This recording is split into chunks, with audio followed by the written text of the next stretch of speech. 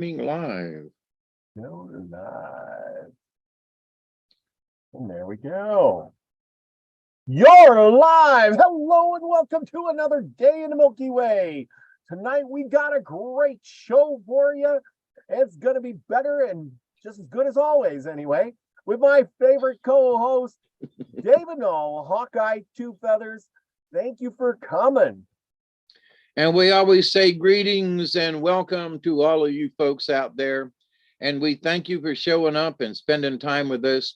And we greet you with the love and the honor of the infinite creator. And we continue to pray that each and every day, that each and every one of you will still remember how to accept and receive the knowledge, the healing, and all the wisdom from the universe. So thank you for coming and happy Tuesday, everybody. That's for sure. What a great Tuesday.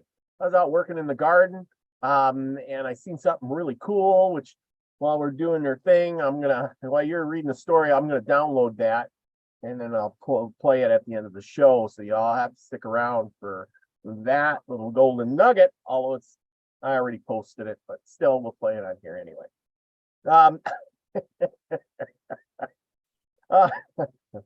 Oh, okay. Well, anyway, people are pouring in. We got Susie Q, Witch Moon, Lucky Stone, and whoever else is coming, which I'm sure there'll be people coming really soon. Anyway, tonight I'm going to be talking about religion, government, and eloquence, all out of this really old book before it falls apart, which is called The Indian Wars of the United States. And I'm about quarter of the way through. I really like this book. It's from 1855. And if it holds together before I, get done with it, it'll have even better. But important thing is the words that are in it. But from 18, elderberries in the house. Thanks for coming. Anyway, the important part about it is that it's been going through all the steps of the Indians. It goes through religion and government and ceremonies and burials. And, we've been going through a little bit of that each week, and it goes into some detail, and it's not terrible detail.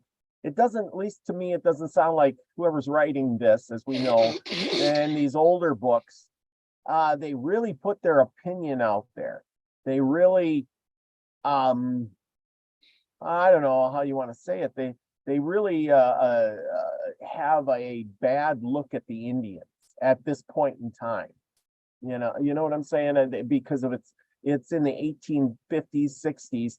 The Indians were wild back then, and there was a lot of warring going on. They were dangerous. It was dangerous to go out into the woods if there was Indians out there.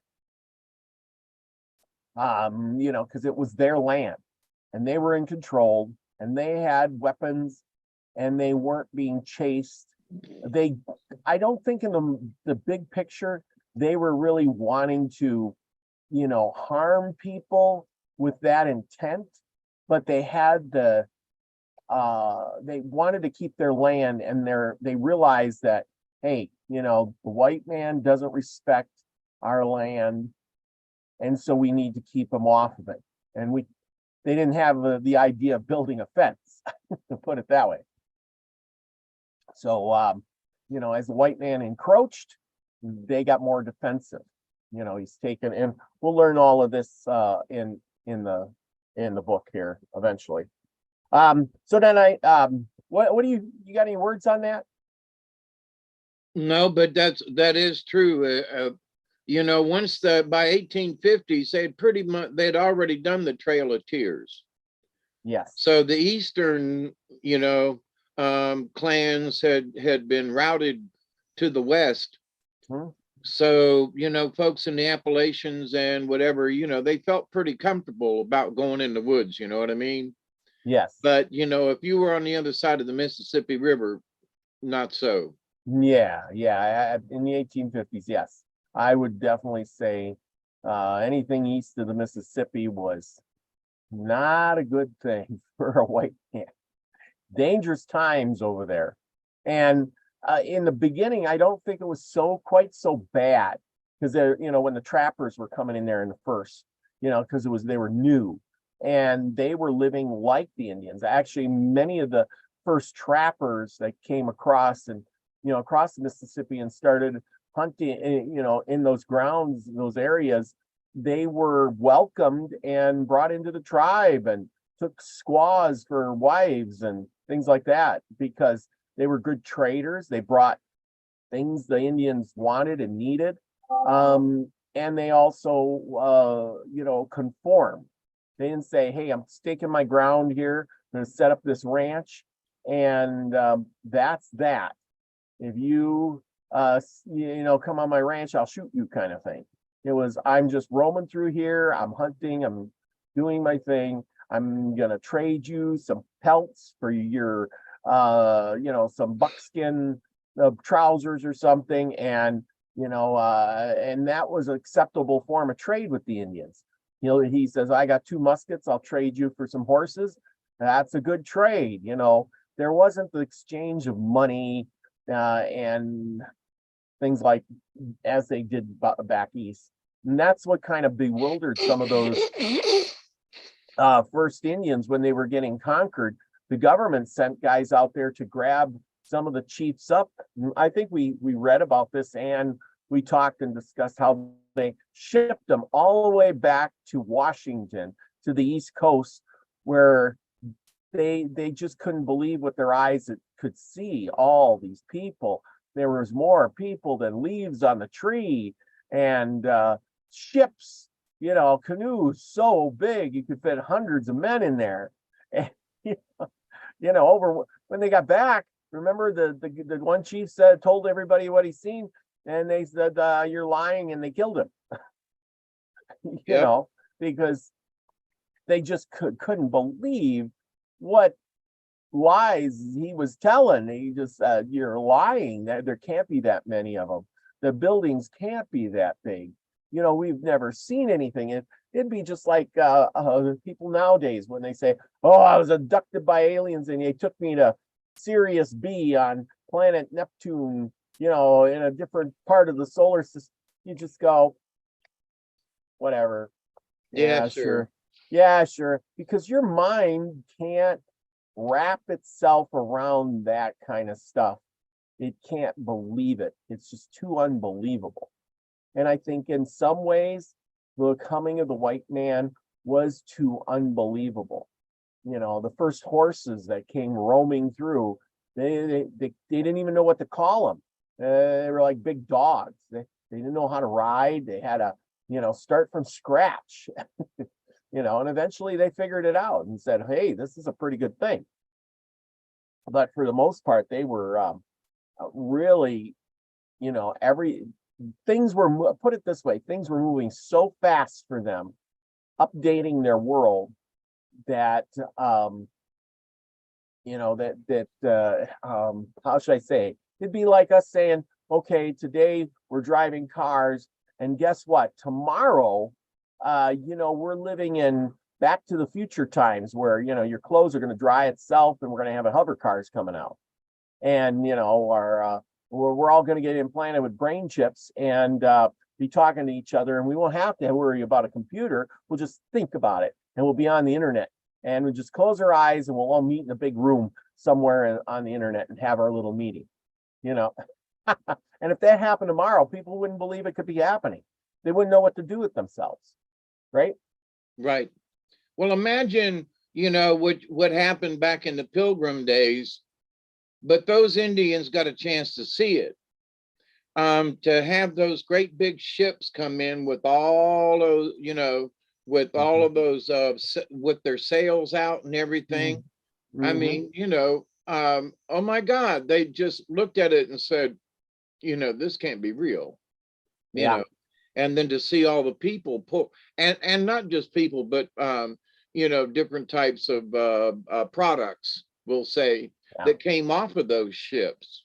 I mean, and it just kept coming and coming. And so later on, I can't remember, several of the chiefs had said, the white man's going to take over. It's just a matter of time. Yes. Because they had seen the ships coming in with people on them, and that was something that natives, it was one thing to see a big ship, but it was another thing to see a bunch of people offloaded, Yeah. and guns and muskets and barrels of gunpowder, and so that, they didn't stand a chance. No, They didn't stand a chance. They sure did not. Yeah, so and that's exactly it. They were overwhelmed. I mean, considering, so like even the Battle of Little Bighorn, everybody's really familiar with that, and I've read a lot about it. The white man's stuff hadn't even gotten to those Indians, the Sioux, that much at that point. This is only 1876. Those battles, most of them, the Indians were fighting with bows and arrows yet. They were fighting Custer's men, and 50 to 75% of the Indians were still using their bow and arrows. I mean, it's hard to think about, because you're thinking 1876, holy cow, the railroad had gone through, and the this and that had happened, and what, they're still using their bow and arrows. The states were being formed. California was a state already, and so was half of the West Coast there, and you know what I mean. It was just really being developed right around them, and they were just being cornered on every single side. That was the problem. Well, anyway, let's get right into this. We're going to be talking about a little bit about religion, and see. We'll just start at the beginning here, and I'll read a few paragraphs of here. I got a lot of stuff highlighted, so we're just going to skip over a bunch of stuff. But I'm going to get to the things, and we'll just discuss this as we go. Of religion of the Indians, we have no full and clear account, which is true, because each group had their own. It was probably really hard to document. You couldn't just go walk in there, say, "I'm here, I got a notepad, people, come on, I'm going to write some stuff down." And now, what religion you got? Who's your God? Come on, I'm gonna, you know what I'm saying? You just kind of get it, hearsay and impressions, and as you conquer them, then they say, well, I don't want to change religions. And that was one of the things too, is the Jesuits and the priests, whatever, were always sent out first to go to the tribe, and because they looked unintimidating, because they would carry a Bible and a string of beads, and stuff like that, and they didn't have guns or things, so they were not feared as much as a man with a gun and a knife saying, I want to set up a cabin over there. And the priest was just, I'm bringing God to you. I'm going to make your life better. How? Oh, it's because I got God in my side. Oh, well, okay. It says of the religion, no full account, indeed, of the opinions of the people who have nothing more than a few vague and indefinite notions. No distinct explanation can be given. On this subject, the Indians are not communicative, and to obtain a thorough knowledge of it would require familiar, attentive, unsuspected, and unprejudiced observation. But such observation is not easily made, and a few general and on some points uncertain notice only can be given. And that's kind of just what we talked about. So whoever's writing this book, I really like this book, because whoever's writing this guy, I feel, this is my opinion, that he's pretty spot on.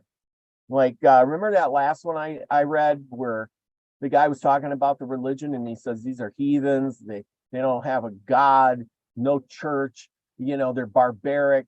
So, and then when they say their God loves them, well, if their God they don't fear their God, then it ain't even a religion, So the heck with them, kind of. So this guy is giving them credit for that. They believe in the good spirit, one supreme God, a great and good spirit, and a father and a master of life, the maker of heaven and earth, and all other creatures. They believe in themselves entirely dependent on him. Thank him for present enjoyments and pray to him for the good things they desire to obtain. They consider him the author of all good and believe he will reward or punish them according to their deeds. They believe in inferior spirits also, but good and bad, to whom particularly to the good they give the name of Manitou, and consider the tutelary spirits. The Indians are careful observers of dreams. See, that's kind of something that we have been, not taught about, like the Catholic religion. You were in the Catholic religion or whatever. They never said, hey, you had a dream? What did it mean? No, that was the devil. Don't think about it. That was the devil. See? Chokes you up so much, doesn't it? Yeah, Okay. Dream interpretation was highly frowned upon unless you were a priest or a nun or a cleric of some type. And if then you were just a Joe Blow and had a dream, it's the devil. Yeah, and well, and that's the thing too, is a priest would word it right. I didn't have a dream, I had a vision. There's a difference. If I had a vision or I just had a dream. Okay, the Indians are careful observers of dreams. They think themselves deserted by the master of life till they receive a Manitou in a dream. We talked a little bit about that last week with your spirit guide. Has anybody found their spirit guide this week? I know we had some who found their spirit guide last week or already knew their spirit guide. A wolf, a dolphin, I forget, or several of them. So anyway, if you have, put it in the chat so I can see it, because I'd like to know your spirit guide. I have no idea what my spirit guide is yet. I've been still waiting for a sign as of today anyway. Been looking though, been trying to look. Let's see. Or totems. Or a totem, yeah. Some object as a buffalo or beaver or something else, which they think in intimidation of the Great Spirit has given them the object, the Manitou or medicine.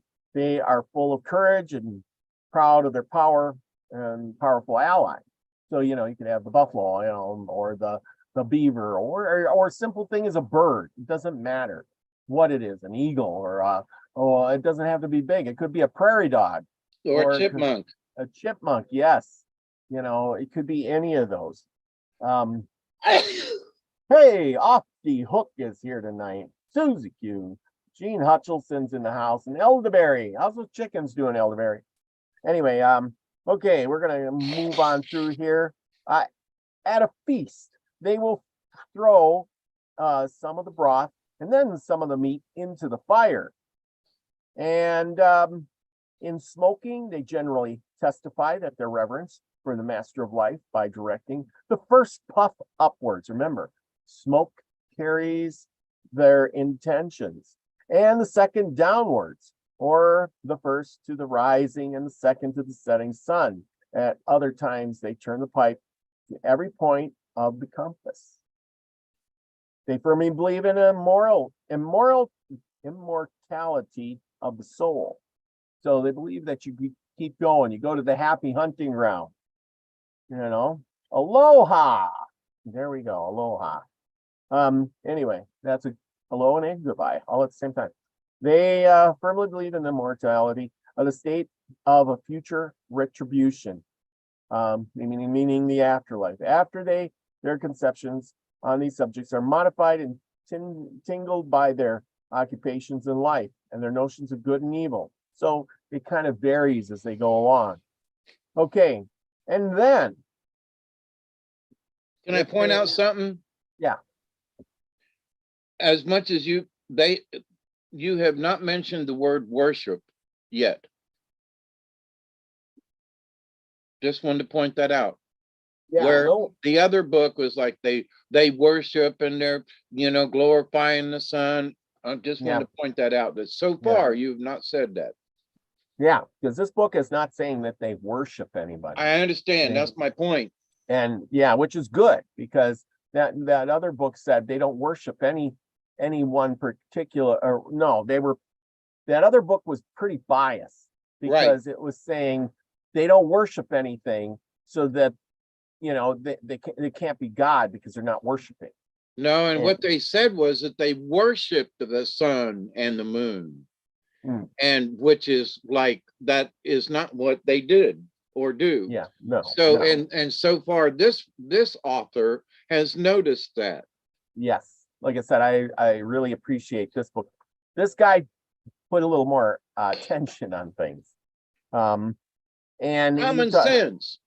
well, obviously the other guy studied maybe one group and had a biased opinion, and this guy must have went out and did some work and really looked at things, because you wouldn't know that unless you really studied them. You know what I'm saying? I And mean, sat down and had conversation. yes, exactly. Not just walked into because that's what it sounded like with that last book, is that the guy walked into the village, walked around and said, well, where's your church? You don't have one? Oh, where's your God?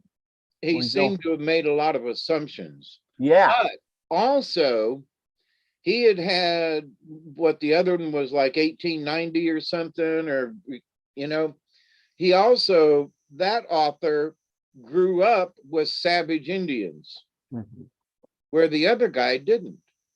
yeah, I mean, just the Indians were there and they were brutal, but the other guy, having maybe just been born in the 50s, or mhm, he's seen where the encroachment on the West, the Indians became more savage.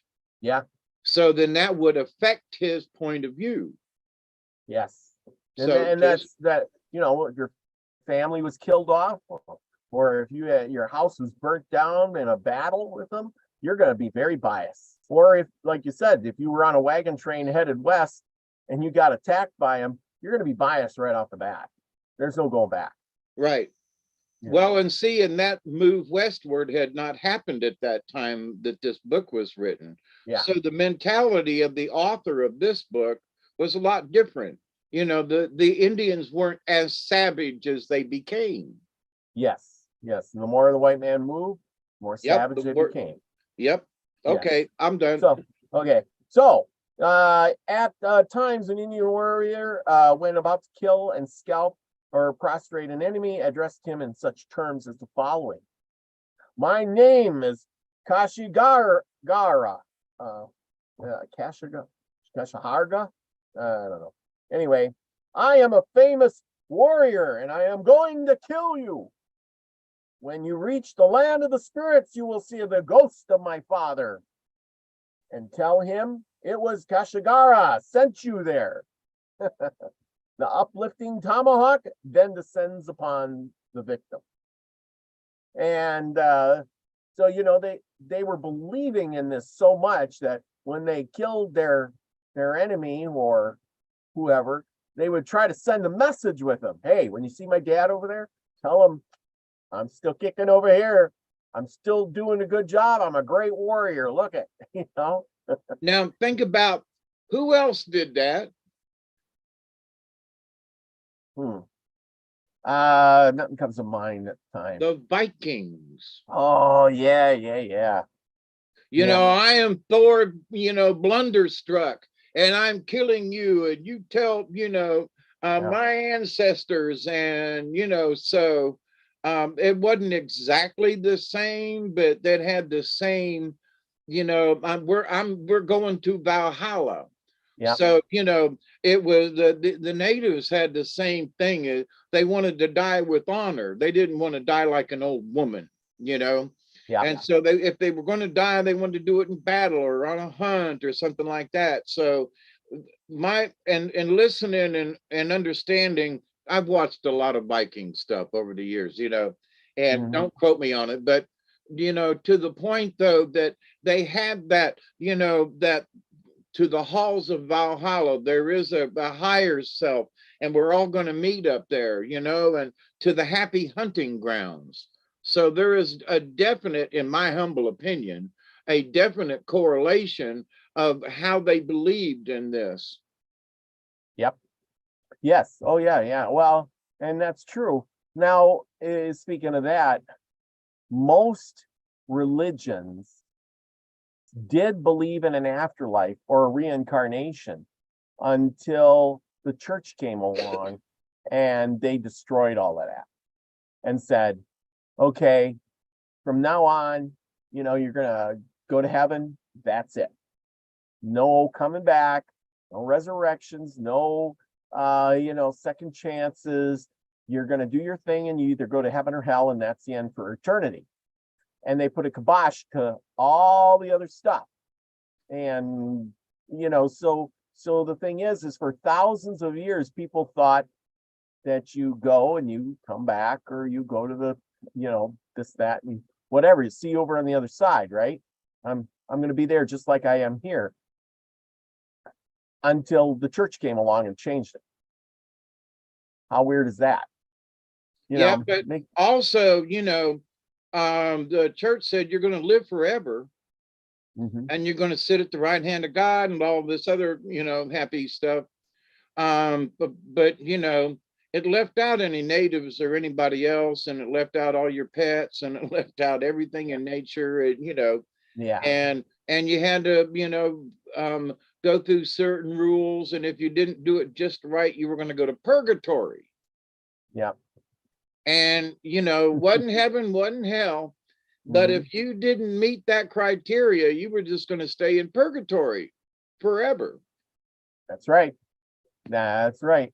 So like that ain't very nice. The church changed all that. It's like they were making up a new, we got to change all this stuff up to fit our criteria so that you can believe, differently and believe what we want you to believe. It's a bigger form of control.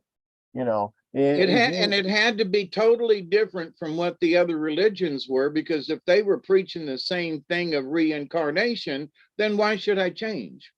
Right. Well, I'll just stick with being a Hindu or a Buddhist, Well, we believe in it, and Buddha and Ramadan, so why should I change religions? That's right. Well, you get to go and live with God in heaven forever. You don't have to come back here. Oh, well, Yeah, absolutely. Got to change it up a little bit in order to make it work. They had to. Yeah. Oh, yeah. Yeah. So anyway, we'll move on here. Jargo Smith's in the house. Thank you for coming.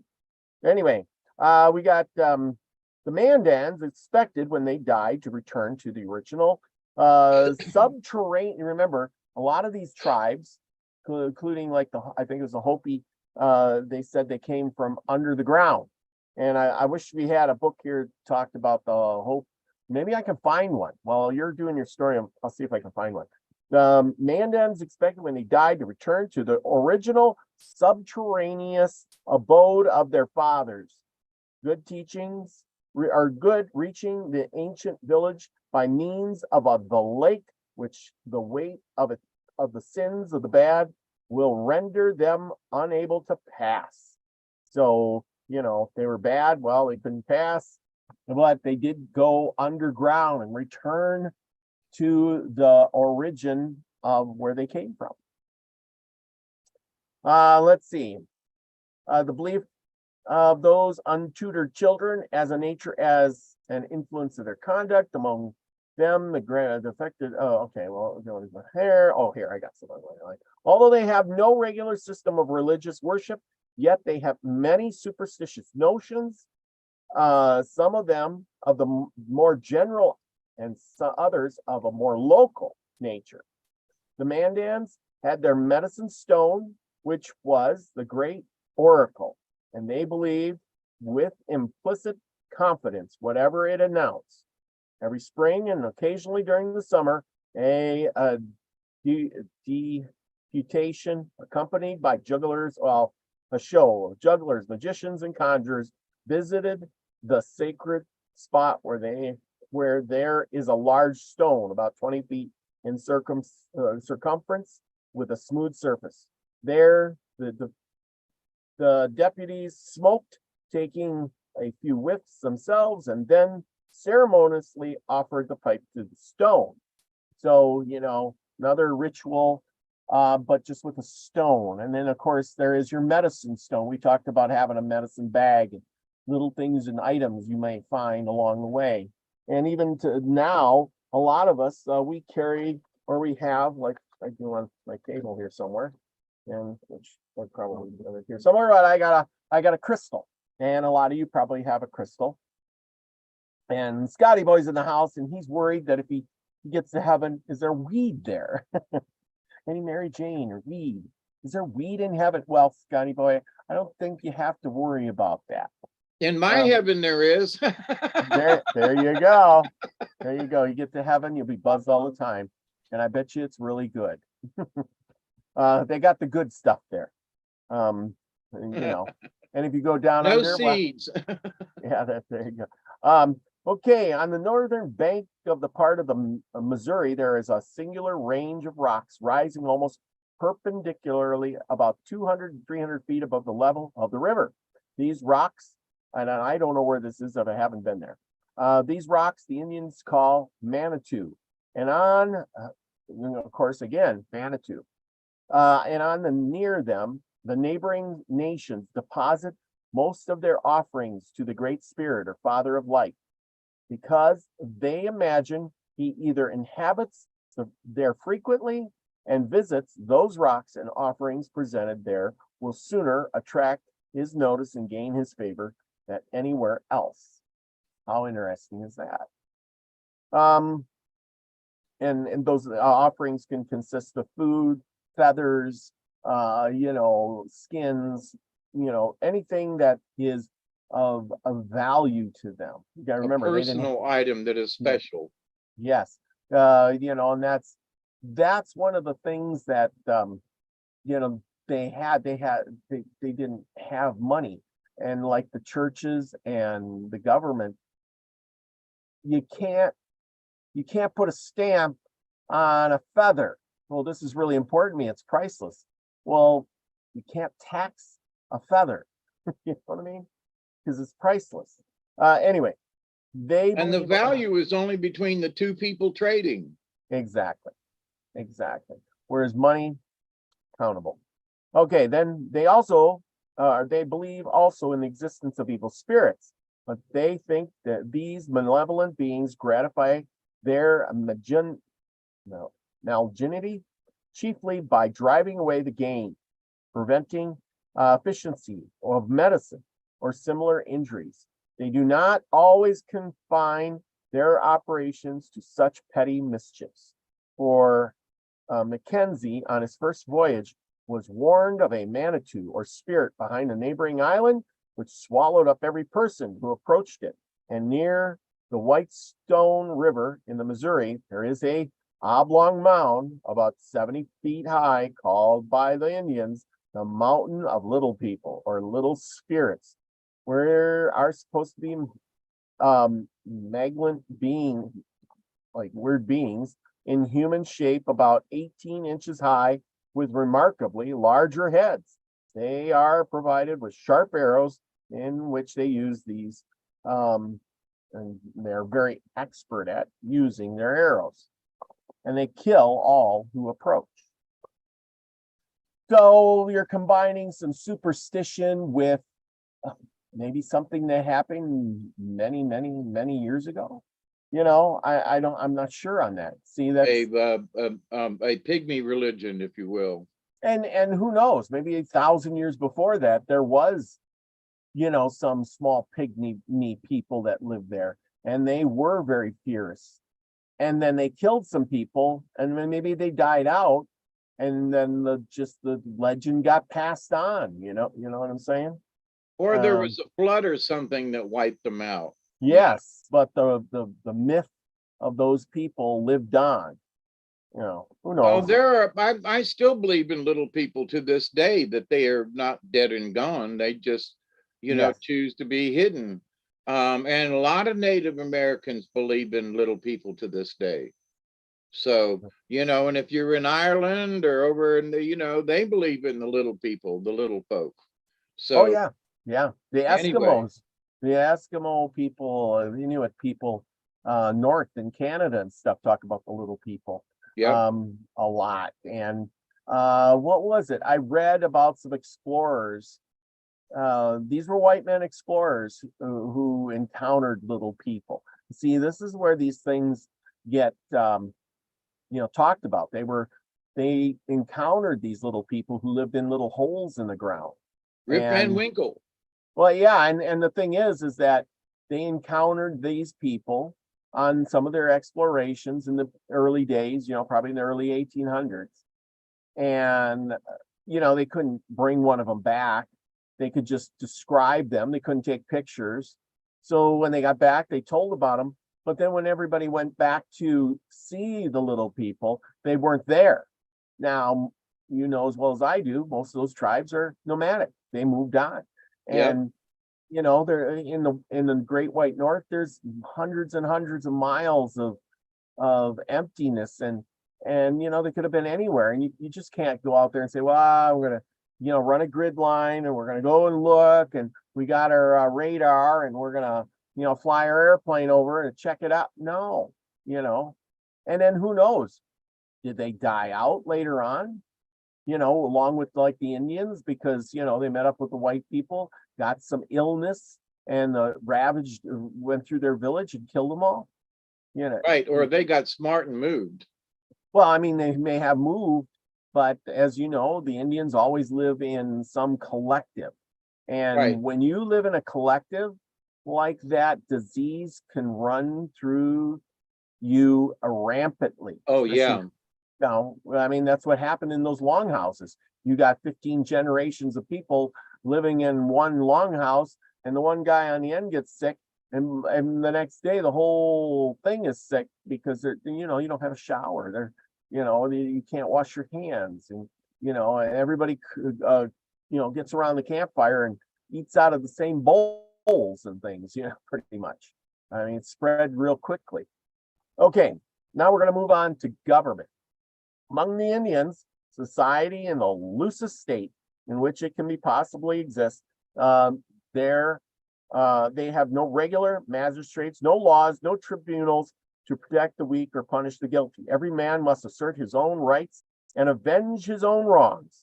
He is neither restrained nor protected by anything but a sense of shame, and appropriation and disapprobation of his tribe.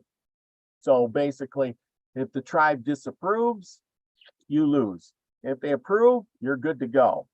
They go by their own merits, trust, honor, bravery, things like that. I mean, they're bred into them. Not to say everybody was honest. It's just that those are the things that you're trying to embrace to be a good warrior, right? You're trying to do these things, not like nowadays where I'm going to do what I want, and then I'm going to use the law to manipulate it and get away with everything. Just look at a politician or a rich, wealthy, CEO of a company or something. What do you think they're doing? They're manipulating the laws. They act like a good person, but they manipulate the laws for their tax advantages, for their things like that, to do things that you and me would probably go to prison for. Okay.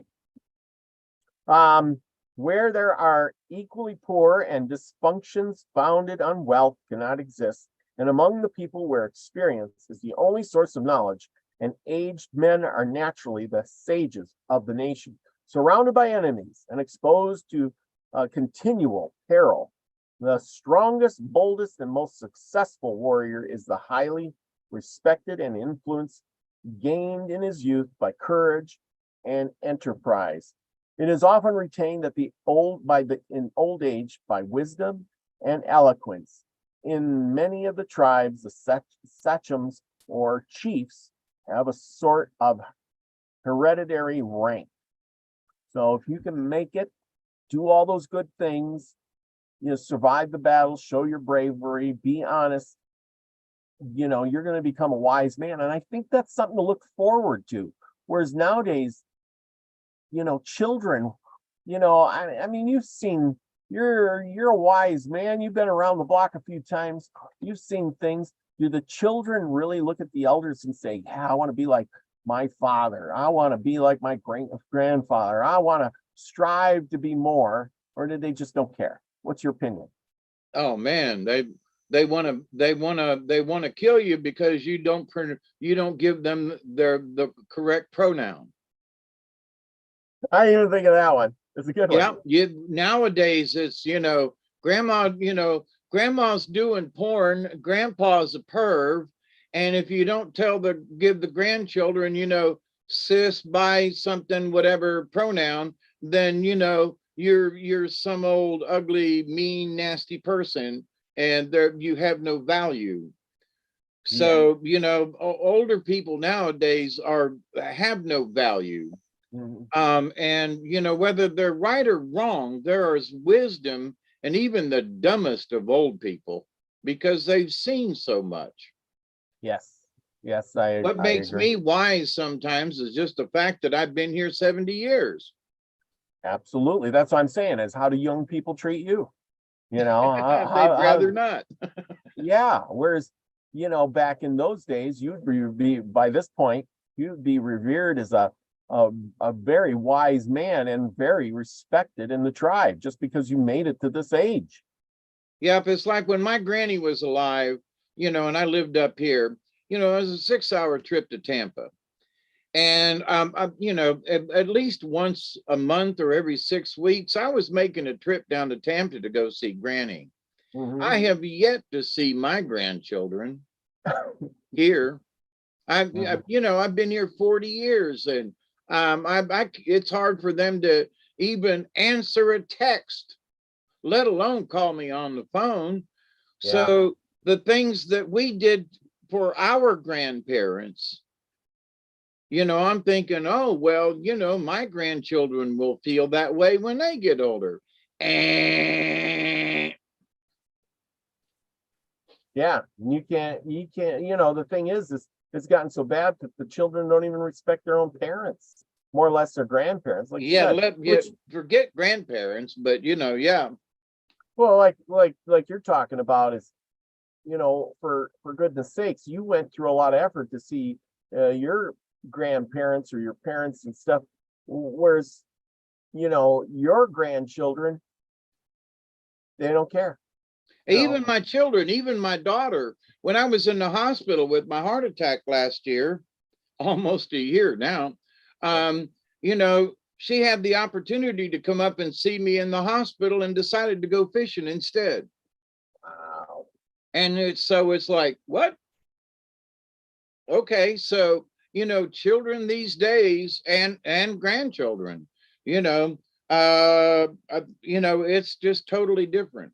It is totally different.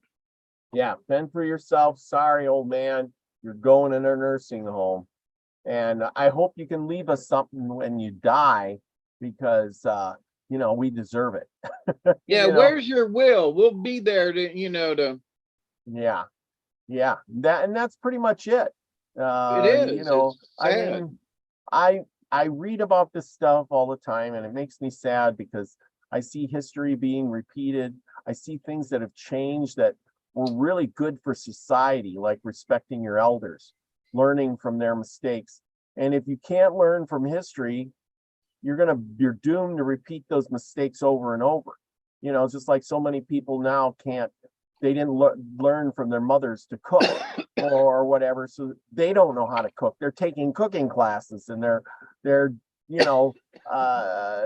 buying TV dinners because it's just easier, Yep. and I don't know how to cook anyway, so and and there goes grandma's special chicken and dumplings recipe that doesn't get passed on. Yes. Or Aunt Sally's, something salad that she used to make, Waldorf salad or something. And, so it's like, so it's not just money or artifacts or something. There are things like recipes and stories, that just don't get passed on. And, my grandpa, he was a moonshiner. And honestly, between Ohio and Kentucky, and grandma told me about how he used to make moonshine runs all the time. And please don't tell your Aunt Shirley, because she thinks her daddy was, but he used to run whiskey back in Prohibition. And like, what? So the fact that I got busted for drugs is sort of like grandma understood me in a way that nobody else did. Yeah. And even though I had done wrong and spent time in jail, she was like, boy, your grandpa Fred, he was this close to being in jail so many times, and he outrun them revenuers. And, and you just got caught, David. But I'm telling you, grandpa would have went to jail in the federal prison if they'd ever caught him, and so there was a level of understanding that grandma and I had, and this is back in the day. But to the point, though, if you don't sit down and hear those stories from grandma or grandpa, then there's no history there. There's nothing that says, well, my granddaddy, he was a real sport, he did this or he did that, or maybe he was into horse racing or whatever. But I found out later on that because my grandpa was doing the revenuer thing, he took me to the races back in the day before NASCAR was really NASCAR, but he knew some of them guys who back in the early days, because they were running moonshine together, so so that's why grandpa liked stock car racing. And that's why he loved big engines and the roar of the, holy mackerel. But anyway, so but if you don't sit with the elderly, whether they're your grandparents or not, you have no stories to tell. This is true. This is true. That's where the stories like that, like we've read in here, how did the stories, and they didn't have writing, no books, so they passed them down in the stories.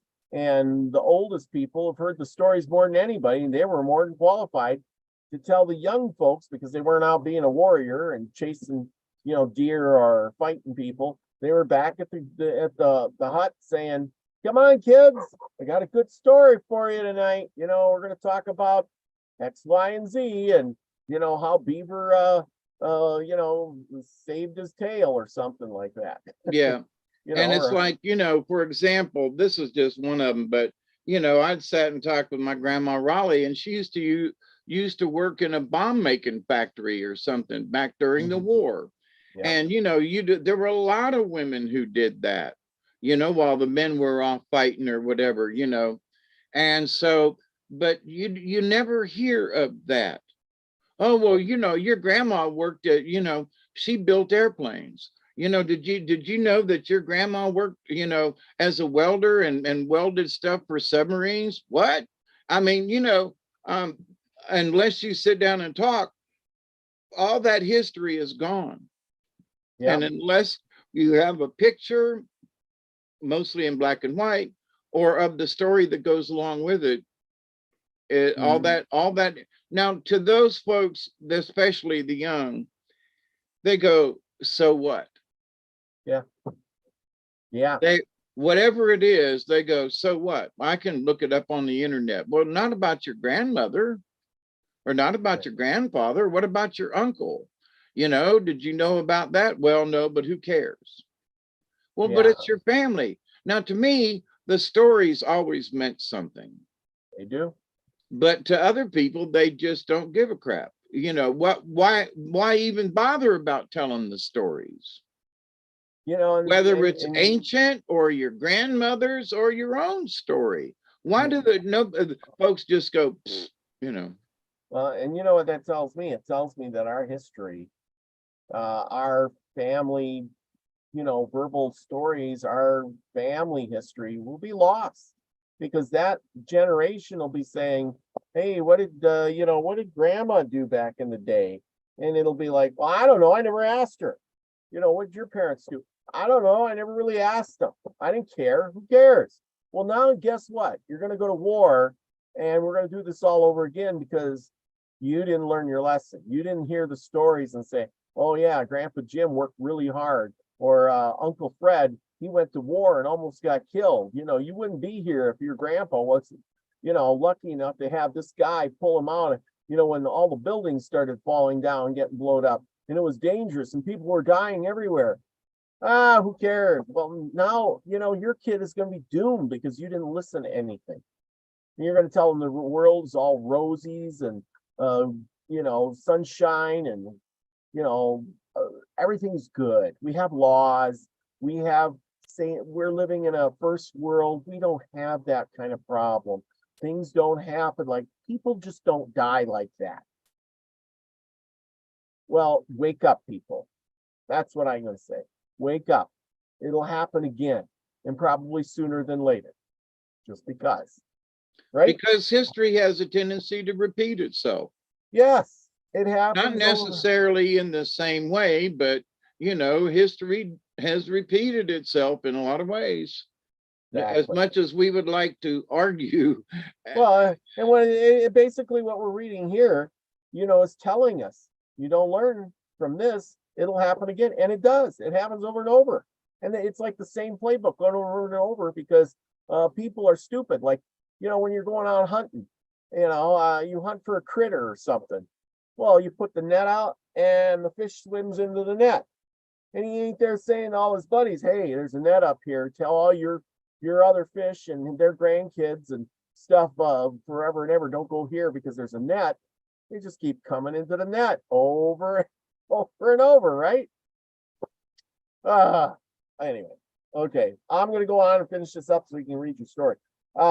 The authority of the chief and the warriors is horatory, which is, it's not honorary, it's horatory, rather than coercive. Remember, it's back in the 1850s, so these words are spelled a lot different, so it makes it hard to figure it all out. They have influence or persuaded, but they have influence and they can persuade, but they do not have power to compel you, or they can compel you to do, but they can't force you to do anything, which is probably the way things should be in government here. And I think they do in some sort of way nowadays, kind of like when everybody was getting the jibby jab, they compelled you. But how many people do you know of that got held down against their will while getting the what? Yeah. Nobody. You were compelled to, you were threatened. Yeah, but being threatened to lose your job, that's like being held down. In a way, yeah. But I mean, it's not, you have options. It wasn't like, hey, you might lose, we could fire you. But did they really fire people? Yeah, maybe a few people got fired, but on a big scale, I don't think a lot of people did, or they just went their own way, or they quit ahead of time, like, I'm going to get fired, so I quit. A lot of ways, they made it real difficult for people. Well, you got to wear a mask, and you got to do this, you got to do that, you got to wipe your feet 3 times and wash your hands and wear a mask all day, blah, blah, blah, or you lose your job. Well, or you can take the and then things will be good. And we got to watch our words when we talk, because YouTube is cracking down. So anyway, even though it's been 2 years, but yeah, I know. Crazy, huh? I know Lucky Stone said the other day that they gave him a strike for something he said 3 years ago. I'm like, holy cow, be careful, he said. The new AI is watching our episodes. So if nobody watches your YouTube channel, AI is. At least somebody is, right? Hi, Bob.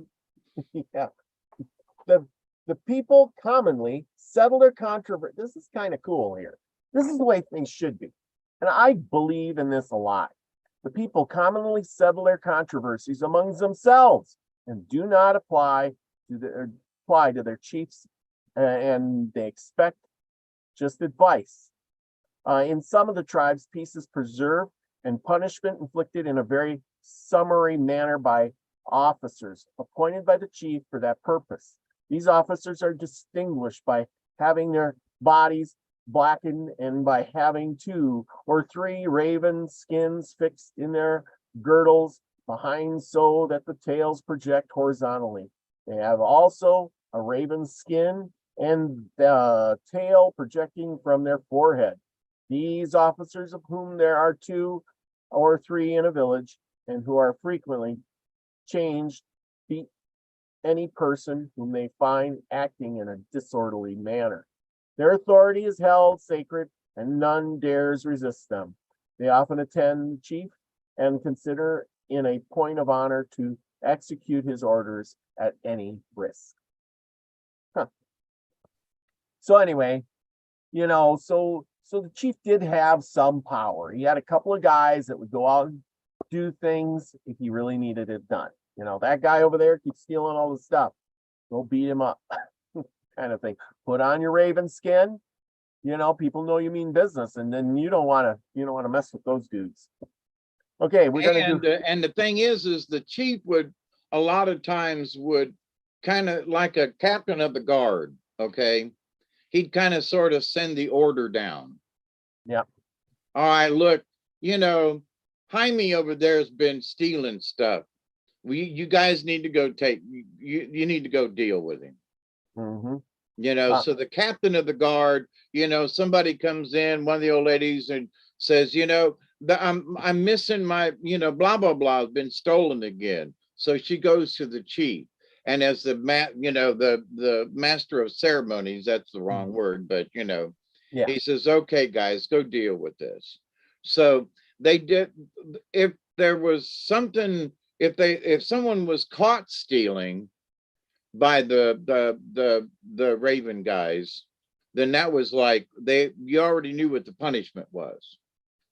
But if something was missing and then they had to go to someone, then it was like sometimes it was discussed among the elders, where they don't really mention that here, but there was often, and a lot of times it was the women who were there too also. They brought counsel. Yeah. So but they would have a council and smoke the pipe and go, damn it, Joe keeps stealing stuff, what are we going to do with that boy? Mm-hmm. And so, but it wasn't just an arbitrary, punishment. I agree. You probably don't want, like, you don't want to see those guys coming to your tent. Nope. But okay, so we're going to move on to eloquence. And this is a guy we talked about before. His name was Logan. The eloquence of an Indian orators. They're orators because they were good at giving speeches and talking to their people. Occasionally displays itself in strong and figurative expressions and accompanied with violent but not unnatural gestures. Many of their speeches are on record. Okay, here's one of the guys. The first is Logan. You can go back and watch those in the playlist. We talked about Logan. In the year 1774, the family of Logan, a distinguished chief who has always been friendly with the white men, was inhumanly massacred by a detachment of Virginia militia acting under British authority. Logan was highly exasperated and he was pissed because they killed his family, and he joined the hostile tribes after being the friend of the white man for years. Remember this story? Yeah. And he was devastated. He went to school. He belonged to the church. People would wave. He was a friend to all white man. But Logan's scorn.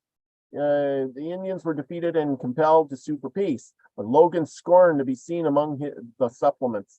Less, however, the serenity of a treaty. So he didn't want a treaty. He didn't want anything. He was going to fight to the death. He said, then of course he says things like, I appeal to any white man to say that he entered Logan's cabin hungry and he gave him no meat. If ever he came cold and naked and he clothed him not. During the course of the last long and bloody war, Logan remained idle in his lodge and the advocate of peace.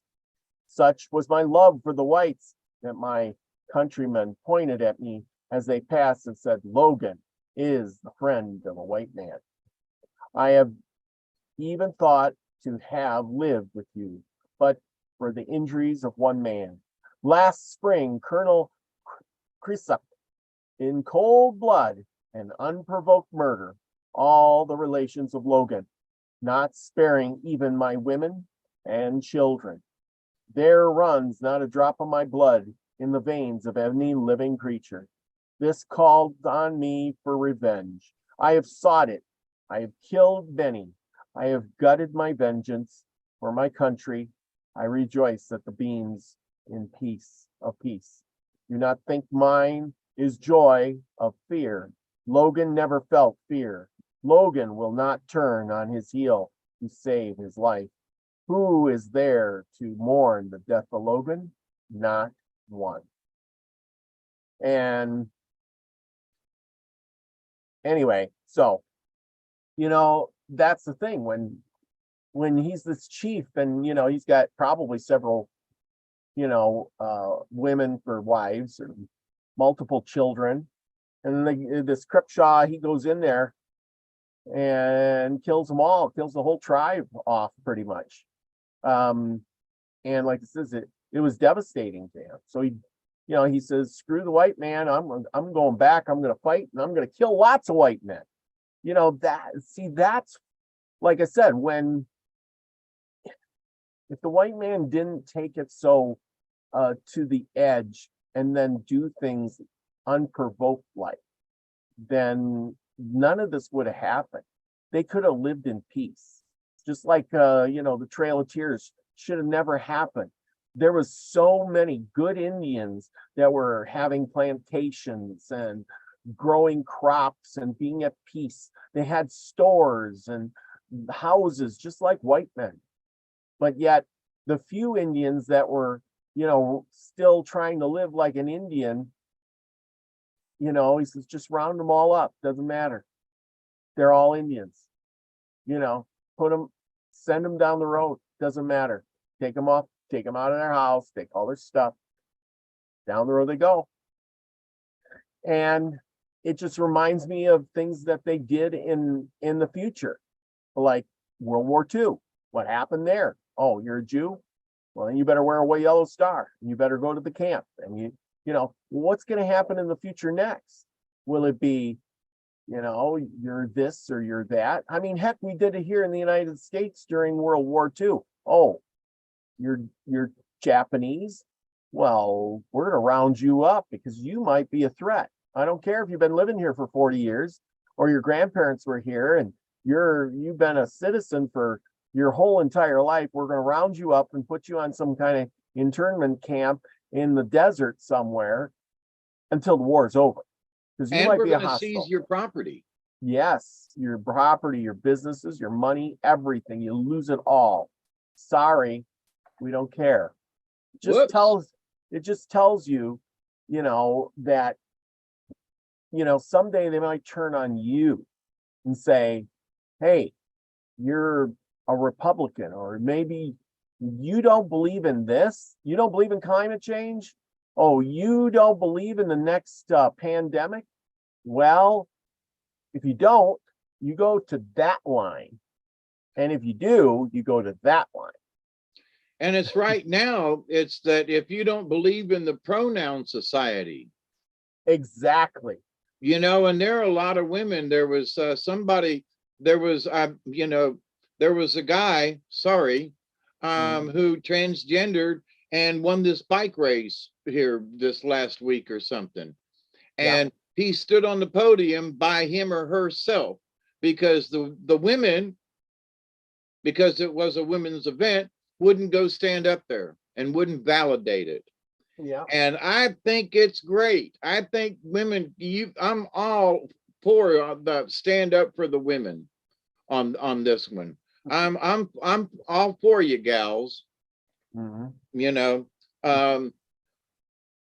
So I've got a niece, for example, who is have won a scholarship for her being able to play in lacrosse. So if the idea that there is some guy out there who wants to transition and that he's going to play against my niece and be in the same locker room and no. I'm sorry.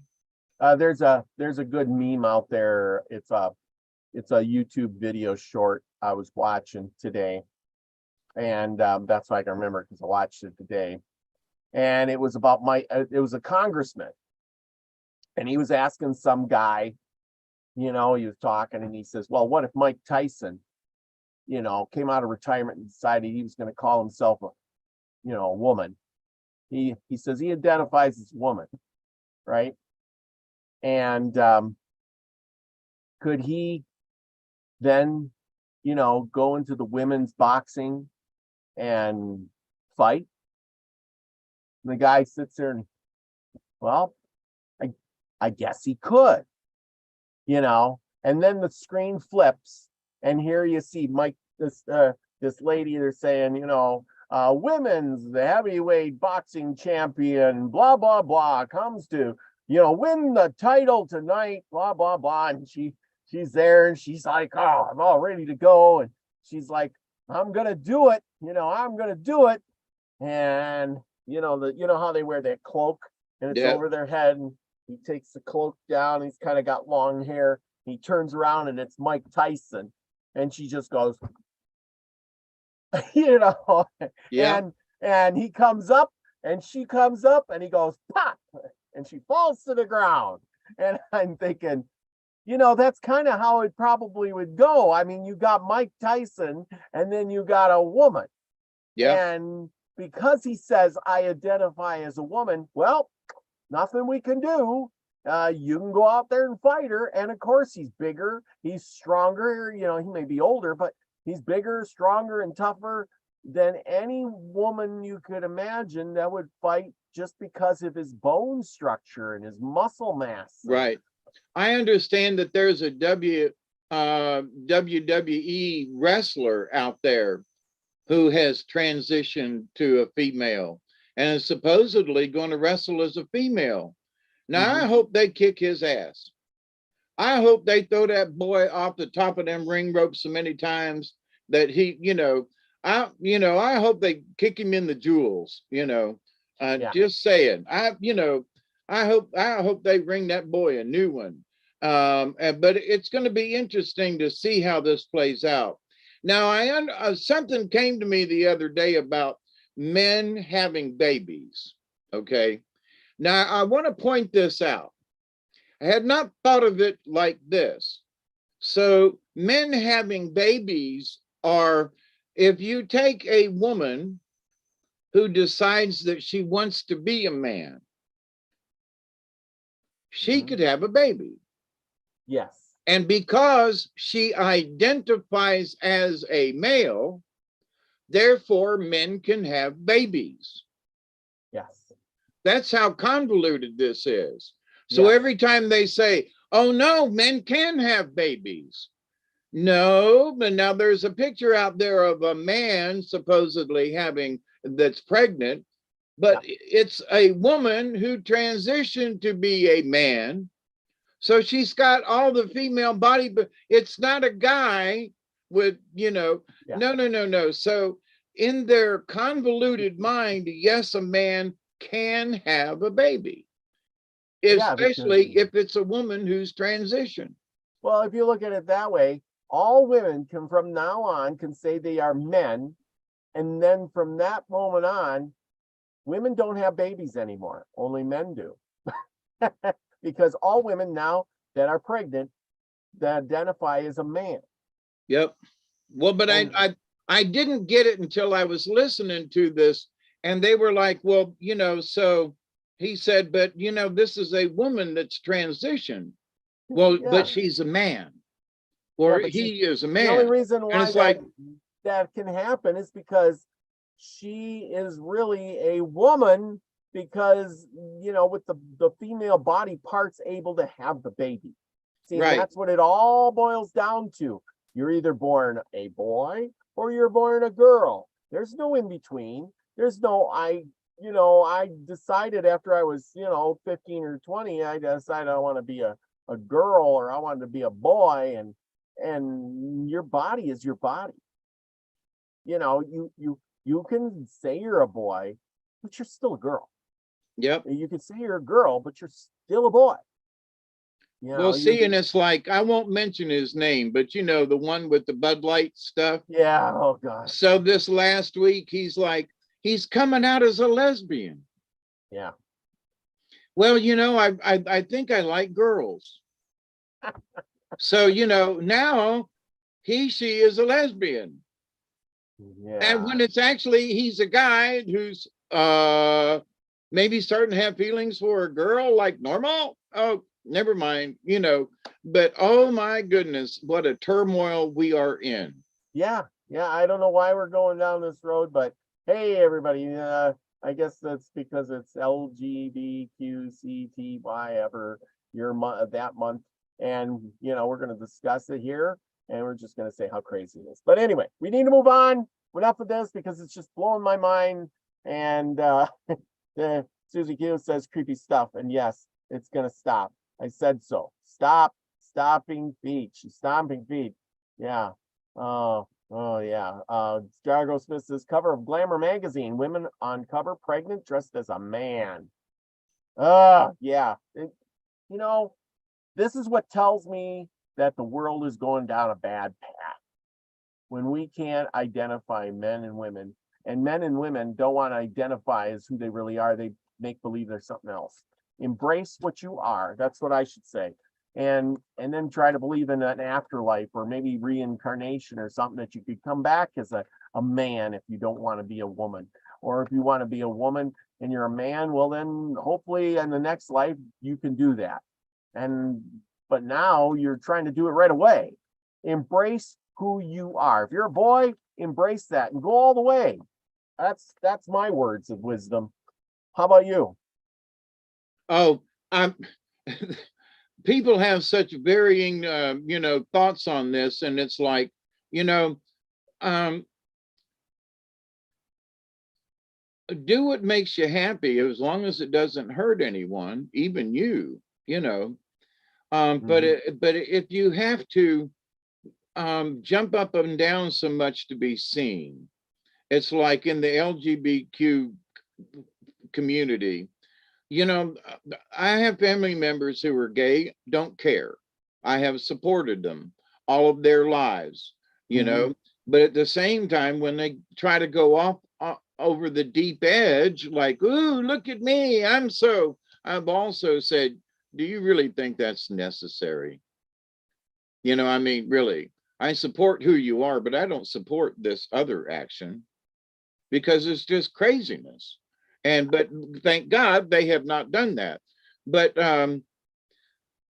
you know, so there's only some of these folks who are out there, and there's one of the I can't remember it's one of the TV shows with firemen and all that anyway, and it's recent.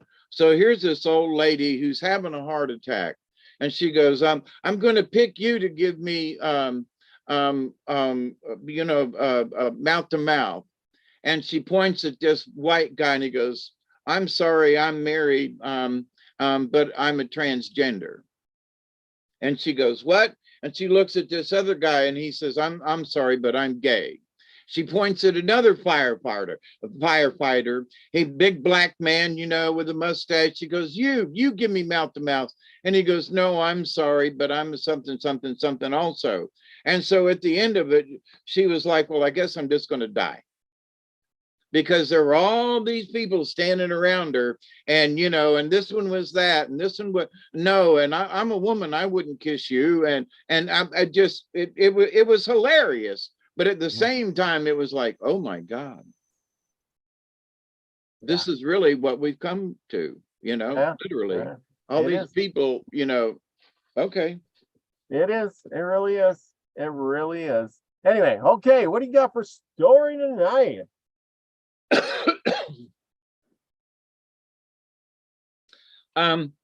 We are continuing in our Seneca journey of stories. And this particular story is called The Origin of Stories. Wow. And it is told by Henry Jacob.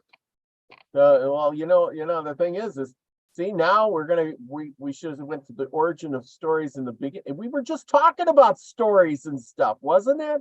Right. Kind of odd how we got on that weird subject of stories and being passed down and how that ain't happening, and then never thought about that when you told me that this was the origin of stories.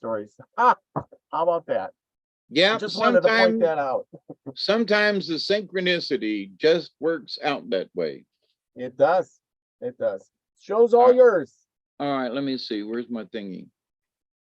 All right, let me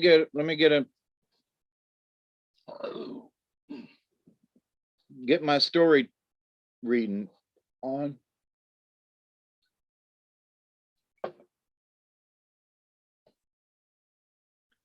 This happened long ago in the time of our forefathers.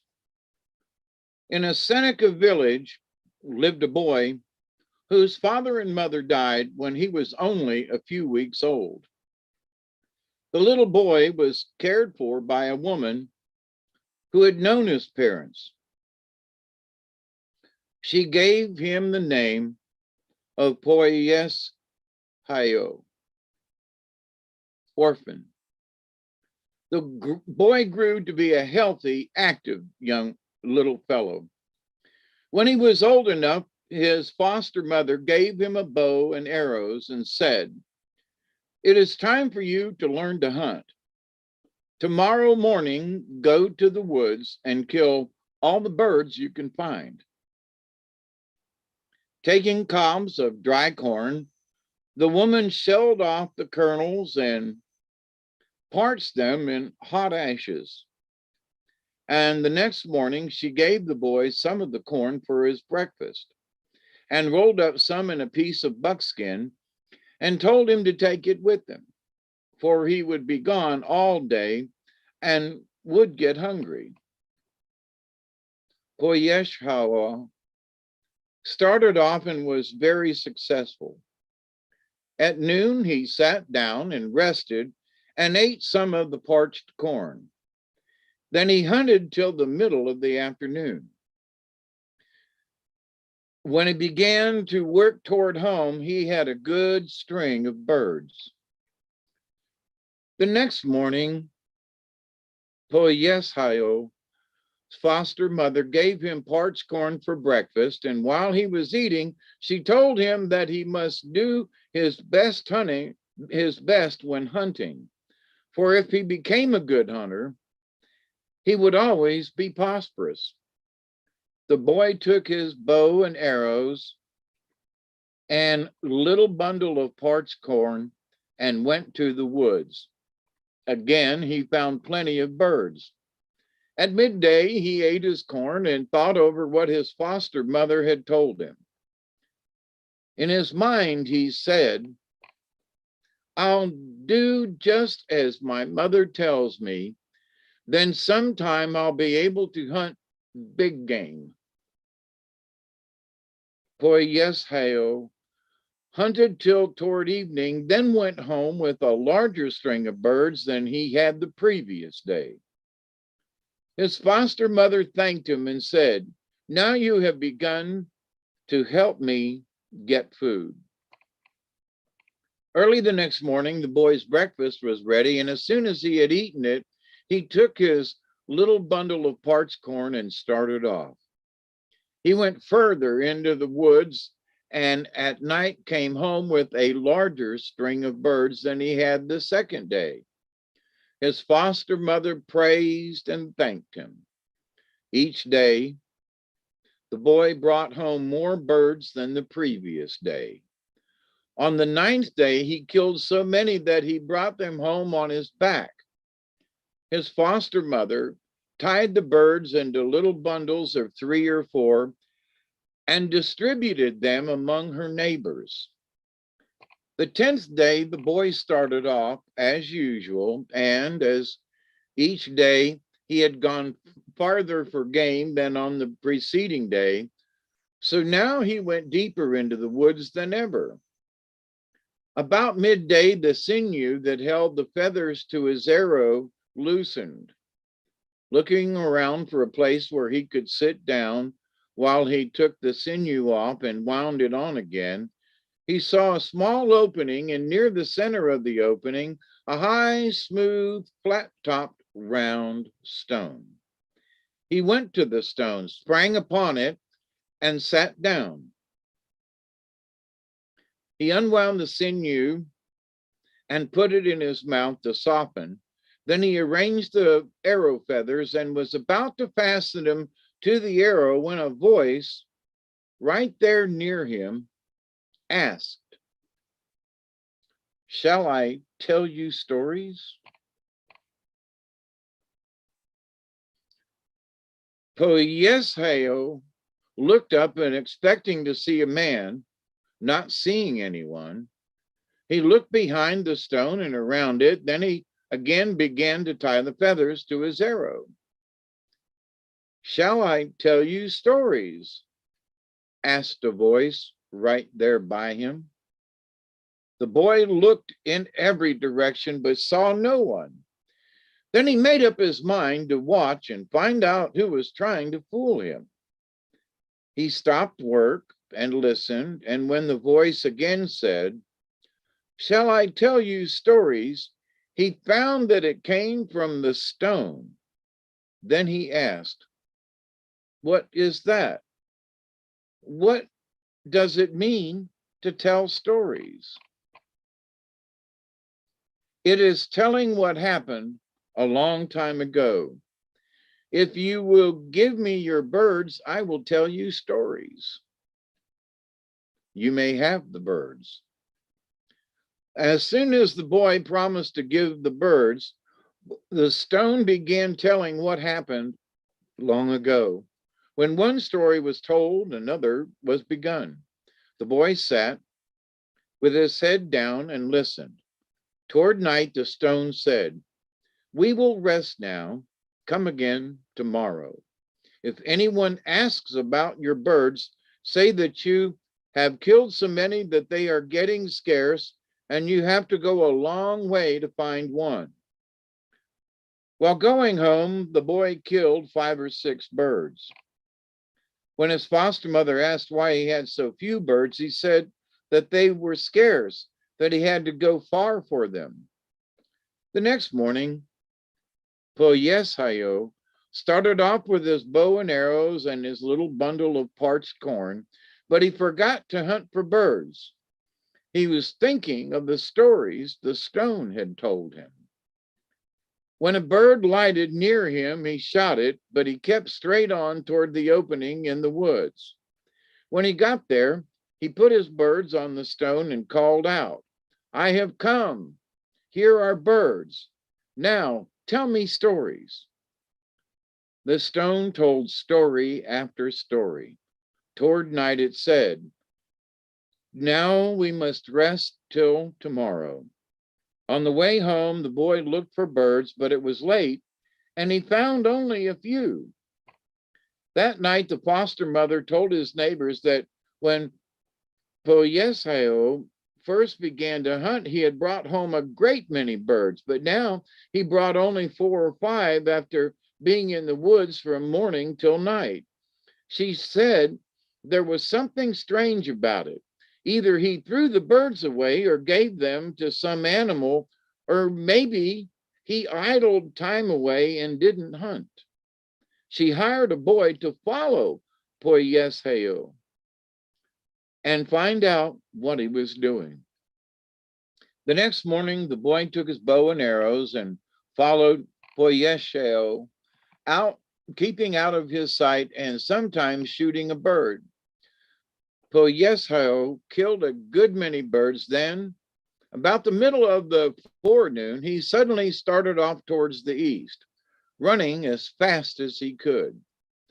The boy followed him till he came to an opening in the woods and saw Poyesheo climb up and sit down on a large round stone. He crept near and heard talking. When he couldn't see the person to whom Poyesheo was talking, he went up to the boy and asked, "What are you doing here?" "Hearing stories." What are stories? Telling about things that happened long ago. Put your birds on this stone and say, I have come to hear stories. The boy did as told, and straightway the stone began. The boys listened till the sun went down. Then the stone said, we will rest now, come again tomorrow. On the way home, Poyeshel killed 3 or 4 birds.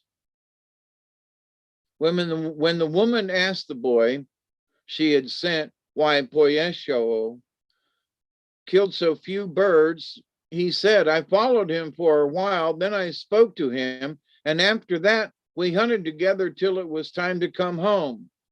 We couldn't find many birds. The next morning, the elder boy said, I am going with Poyeshel to hunt. It's sport. The two started off together. By the middle of the forenoon, each boy had a long string of birds. They hurried to the opening, put the birds on the stone, and said, we have come. Here are the birds. Tell us stories. They sat on the stone and listened to stories till late in the afternoon. Then the stone said, we will rest now till tomorrow. On the way home, the boys shot every bird they could find, but it was late and they didn't find many. Several days went by in this way. Then the foster mother said, those boys kill more birds than they bring home. And she hired 2 men to follow them. The next morning, when Poyeshel and his friends started for the woods, the 2 men followed. When the boys had a large number of birds, they stopped hunting and hurried to the opening. The men followed and, hiding behind the trees, saw them put the birds on a large round stone and then jump up and sit there with their heads down, listening to a man's voice. Every little while they said, oh, let's go there and find out who is talking to those boys, said one man to the other.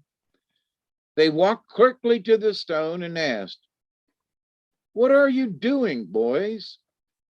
The boys were startled, but Poyeshel said, you must promise not to tell anyone. They promised. Then Poyeshel said, jump up and sit on the stone. The men seated themselves on the stone. Then the boy said, go on with the story.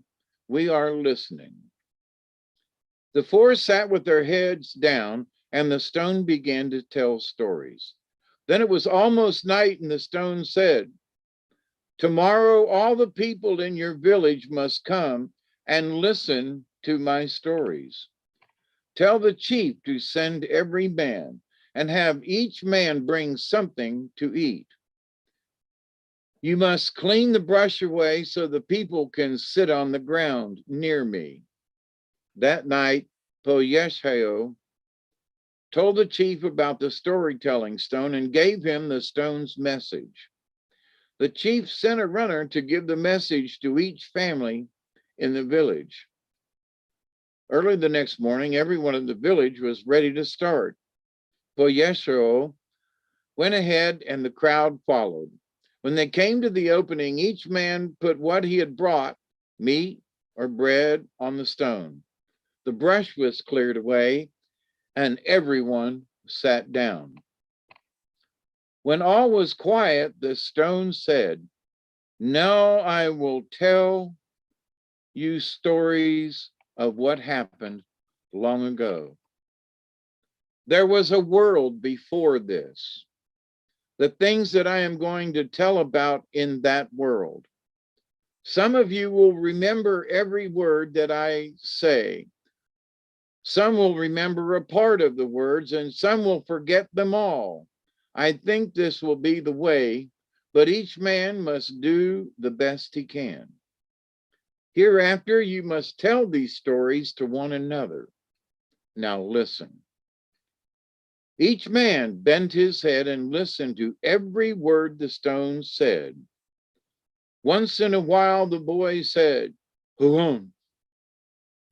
When the sun was almost down, the stone said, "We'll rest now. Come tomorrow and bring meat and bread." The next morning, when the people gathered around the stone, they found that the meat and bread that they had left there the day before was gone. They put the food they had brought on the stone, then sat in a circle and waited. When all was quiet, the stone began again and told stories till the sun was almost down, and then it said, "Come tomorrow. Tomorrow I will finish the stories of what happened long ago." Early in the morning, the people of the village gathered around the stone, and when all was quiet, the stone began to tell stories, and it told till late in the afternoon. Then it said, "I have finished.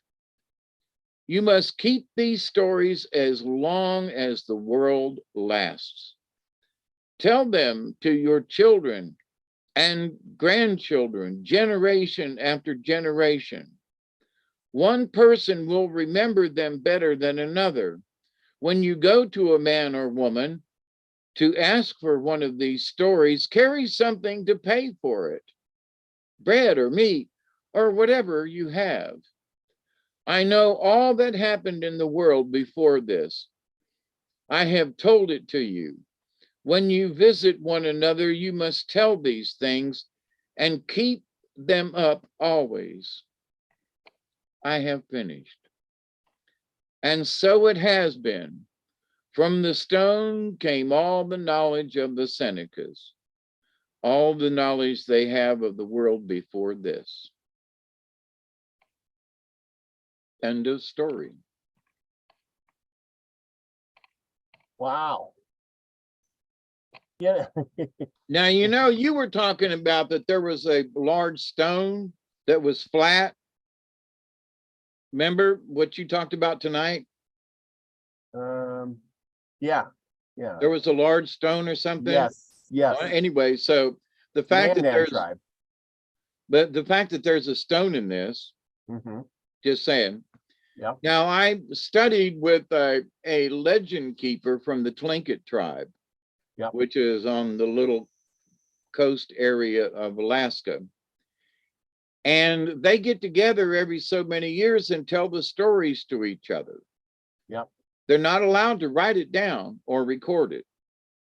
So they tell the stories to each other to remember the stories. So I find this interesting that that's the Tlingit, whereas this is the Seneca, but the story is the same, and they tell the stories and they tell it to each other. And so it isn't just one tribe. It was sort of a way of thinking about this. The stories must be told. Now and what was we just talking about? I said there's not going to be any stories. Grant, no, who comes? There are other people who come to me for stories, but do my grandchildren come to hear the stories? No. So that being able to pass it down is gone out of the family, if you will. Yes. But anyway, so you know what I got out of this? What's that? And this is going to sound a little weird, but just think of the stone was saying of a society before this, right? And what if that society was crumbling, kind of like ours is, right? And they said, we know that past societies use stones for energy, because they built pyramids out of stone, they built walls out of everything with that lasted was built out of stone, and those structures and things are still standing to this day, right? Even though it was an advanced culture, their culture was based on energy of the stones. Things were all in stone, right? Now just go with me on this. What if this stone and many others like it were set up around the world to be found at different times, or whatever tribe that came along or whoever it was. And it was literally a computer, as I'm using that word loosely, saying, it was like a computer set up there to be activated at a certain point in time. Maybe it used food as some kind of energy source, but it would, regurgitate what it was recorded to whoever found it, so that those things could be passed on. Kind of like like you put a box under a cornerstone of a building, and then you say, we're not going to open this for 100 years. You know what I'm saying? Right. But in a way, whatever society it was knew it was going to be kind of like that. You've heard of Globeki Tepe, right? Yep. Where the people buried the city, and they know that they buried the city because there was some kind of disaster coming, so they buried it. Now, if this society knew that something was coming, what if they took all their information and put it in these rocks? And then, when the time was right and somebody showed up and told these stories and said, now, just like the story, and pass it down. But then the rock ran out of energy, or it said, okay, I did my job, self-destruct or whatever. But that doesn't mean that the people didn't come to that stone later on, like in that Mandan story, and say, we're going to come to the spot because there's something special about this rock here. We don't remember exactly what it was, but this rock, is special. The gods come to this rock, or the Manitou, was in this rock. Maybe that rock was the thing that they got the stories from, the information, how to build a fire and how to hunt the buffalo and how to, do all these. You know what I'm saying? Yeah. Well, you know about Ayers Rock in Australia, right? Yeah, I think so. I think I know which one you're talking about. It looks like a mountain sitting out in the middle of the desert. Oh, that one. Yes. Yeah, Yes. but it is sacred. Yes. But why is it sacred? Because it contains the knowledge. Yeah. So here's a rock, a different kind of rock, different place, but to the indigenous people, it is the rock that holds all sacred things. So yeah. Same thing, different continent on the other side of the planet. Here's this large rock, and it doesn't say where this rock is, by the way, but that, if you follow some crystal lore, that each crystal contains the information from the beginning of time, kind of thing. Yeah. So I would say that that the rock, to me, is sort of like a memory stick.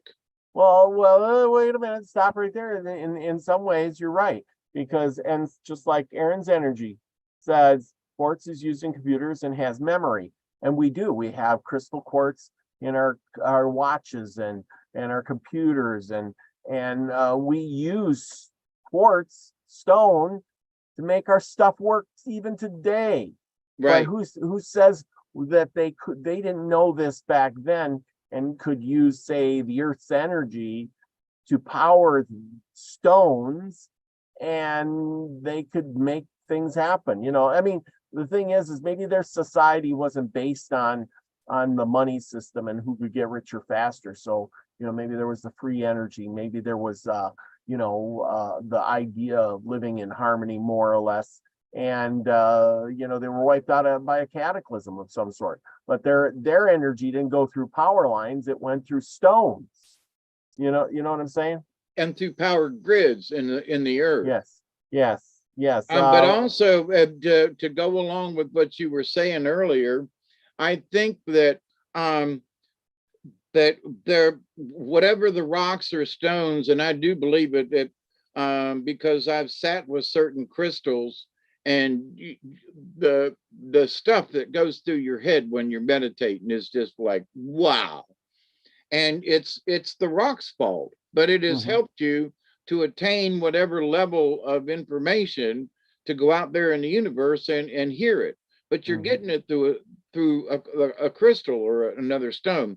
But here's the thing that I would say is that here's the rock, and the people have forgotten the stories, but they have forgotten to take an offering to the stone, which is how they turned it on. It could be. Well, So now the rock is still there, but they don't honor it in any way. So they have forgotten the key to unlock the stories. Well, yes and no. I mean, I agree with that. I agree with that. But maybe the rock had a, specific job, and when its job was over, it stopped doing its job. That could be true. That could be because true. like even in this story, it said, I'm going to tell you the stories and now I'm finished. And I'm sure they still came to that rock hoping that it would tell more stories, but it says, I'm finished. I ran out of information. You need to pass it on. And even in the story, it said some of you are going to get it right. Some of you are going to remember a few things. Some of you are going to remember anything. But together as a collective, you will remember enough of the stories to remember, where you came from, what happened in days of old, and, pass it down. And my job is done, because I think, like a time capsule, the people in the past knew there was going to be a time of transition, maybe 1,000 years, where there was going to be nobody on the planet, or not enough people that could understand and think and do. And then at some point in time, they had to have some, because if you were going to leave a time capsule for somebody in the future, say 10,000 years from now, what kind of time capsule would you make? And what would you put in it? Well, yeah, what would last? Because the moment you make something, it starts breaking down.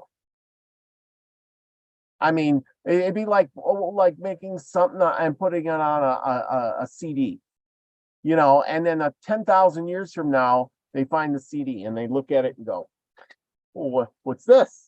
Or if you wrote it on paper and they pull it out of the jar and you went, it fell apart. Or I don't recognize this language anymore. I don't know what that says. It must be some kind of ancient writing, and they didn't leave a code. You see what I'm saying? Yeah. Metal begins to break down. The only thing left would be gold, that wouldn't break down. But I'm saying is, as you start thinking about what lasts the longest, stone. And if you put them, like you were saying, if you put the information in the stone, and it could serve its purpose, there you go. Stone is going to last a long time. Yep. And possibly for eons, stones, they're dating stones back billions of years. So yeah, how old is the stone? As old as the earth. Did the stone come after? Well, one could say that with volcanic eruptions and things, that stones came after an eruption, but these granite stones and things, no, they've been here since day one. Well, and even if one or two stones did get destroyed or something happened, the stone is going to survive earthquakes, hurricanes, all these things. And if one or two did get covered up by water, destroyed, apparently they left them everywhere. Like you said, in Australia, Lucky Stone says that stone is called the Uluru, Uluru, by their Aboriginal Australian, Uluru. Yeah. I think it's Uluru. Okay. But the point is that, that stone is going to remain there for a long time. A big flat stone is going to remain there for a long time. And apparently, like you said, the Tinklet, I can't say, tribe. Tlingit, yeah, the tribe, they had stones too. They all have stone stories. Why is that? Even now, let's say, is that so untrue? Because even in the European culture, there's stones that are famous. In Ireland, they're talking about stones that move, or like isn't there a kissing stone, or there's the Stonehenge, and there's the pyramids, and people seem to go there and get information and downloads and all kinds of things from stones. It's always in the stone. Maybe some of them still work, and maybe they don't, anymore. Maybe they're just there, but the tradition is still there because somebody got the information at one point in time and said, hey, you might get some stuff out of that. Well, but here's something else. It's like the Tlingit, Kashka, he had to learn to tell the stories. And so if nobody taught you how to tell the story, then whether there's a story or not, you don't know how to tell it. Well, so here's a story. Okay, what do I do with it? Nobody taught me how to do this. I don't know how to read. Now, reading, I'm implying that the stone is trying to teach you or talk to you. So if you don't know how to listen, nobody taught you how to listen for the stories, then you can't relate them if you wanted to. Oh yeah. Yeah. So, yeah. Exactly. And so I want to point out something. In Ohio, south of Chillicothe, okay, there is a petroglyph there that I have visited twice now, and I would love to go back. And I did pictures of this, and that's also where I did this video several years ago, and I need to dig the pictures out and show them again. Maybe one night that's something that we could do, because I haven't figured out how to share them, and we could share them, because there are these beautiful sapphire orbs all around me, where this petroglyph is, and the natives go there, and it is a story stone, if you will. They go there, and there are these drawings, that are thousands of years old, and maybe even to the point a petroglyph, meaning that it's prehistoric. So there was this little indentation in the rock, and it was 2 a.m, and I crawled over the railing and I sat on it, and I was like, oh my God. And in my head, they said, this is a jump seat.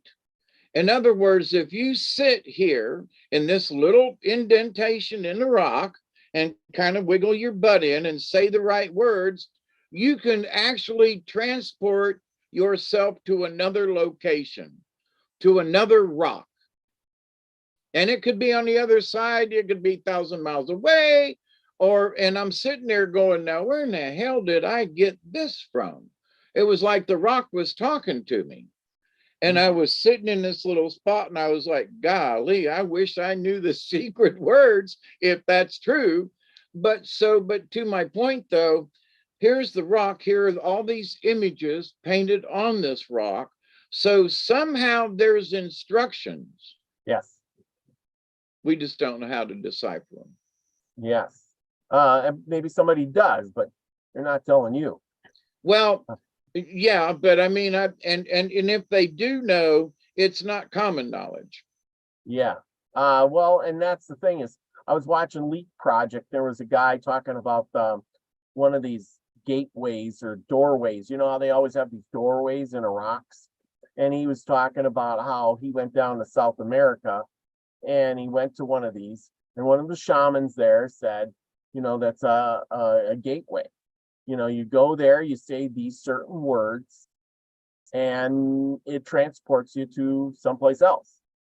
And so the guy went there, said the words, and was transported somewhere else. And he says, here I was in this room. He says, he's telling a story. I remember the story. I was in this room. It's all white like, and I didn't know where I was or whatever. And then a being came along and said, what are you doing here? And he says, I don't know. Well, where are you going? And he was kind of like in a waiting room or in between room. So he didn't know where he was going. so he couldn't finish the trip, or maybe he didn't know all the words. Maybe they just knew enough words and he was stuck. Well, anyway, the being helped him and sent him back to where, he came from, which was here. He says it was the weirdest thing ever, but there you go. But he wasn't going to tell the words to anybody, so, it was his little secret. But, I mean, I do believe it's probably a vibration of the words you say in order to activate whatever it is. But, you don't know the combination. Right. Probably That's the knowledge that's been lost. Yes, it's probably a simple phrase or some tones of in a certain, but could be a million combinations. And well, like you said, you could sit there and say, well, I need to go to Europe. Boom, you're there. And then you go do your stuff, you get on your stone, you say your words, you're back to where you are. And I mean, these are things that could have been set up by that previous civilization, 50, 100,000 years ago, and it's all been lost, and we just don't know how to activate it. We just look at it as a stone. I mean, really, we're kind of stupid in that way, we look at things at face value. If it ain't plugged in, it doesn't work.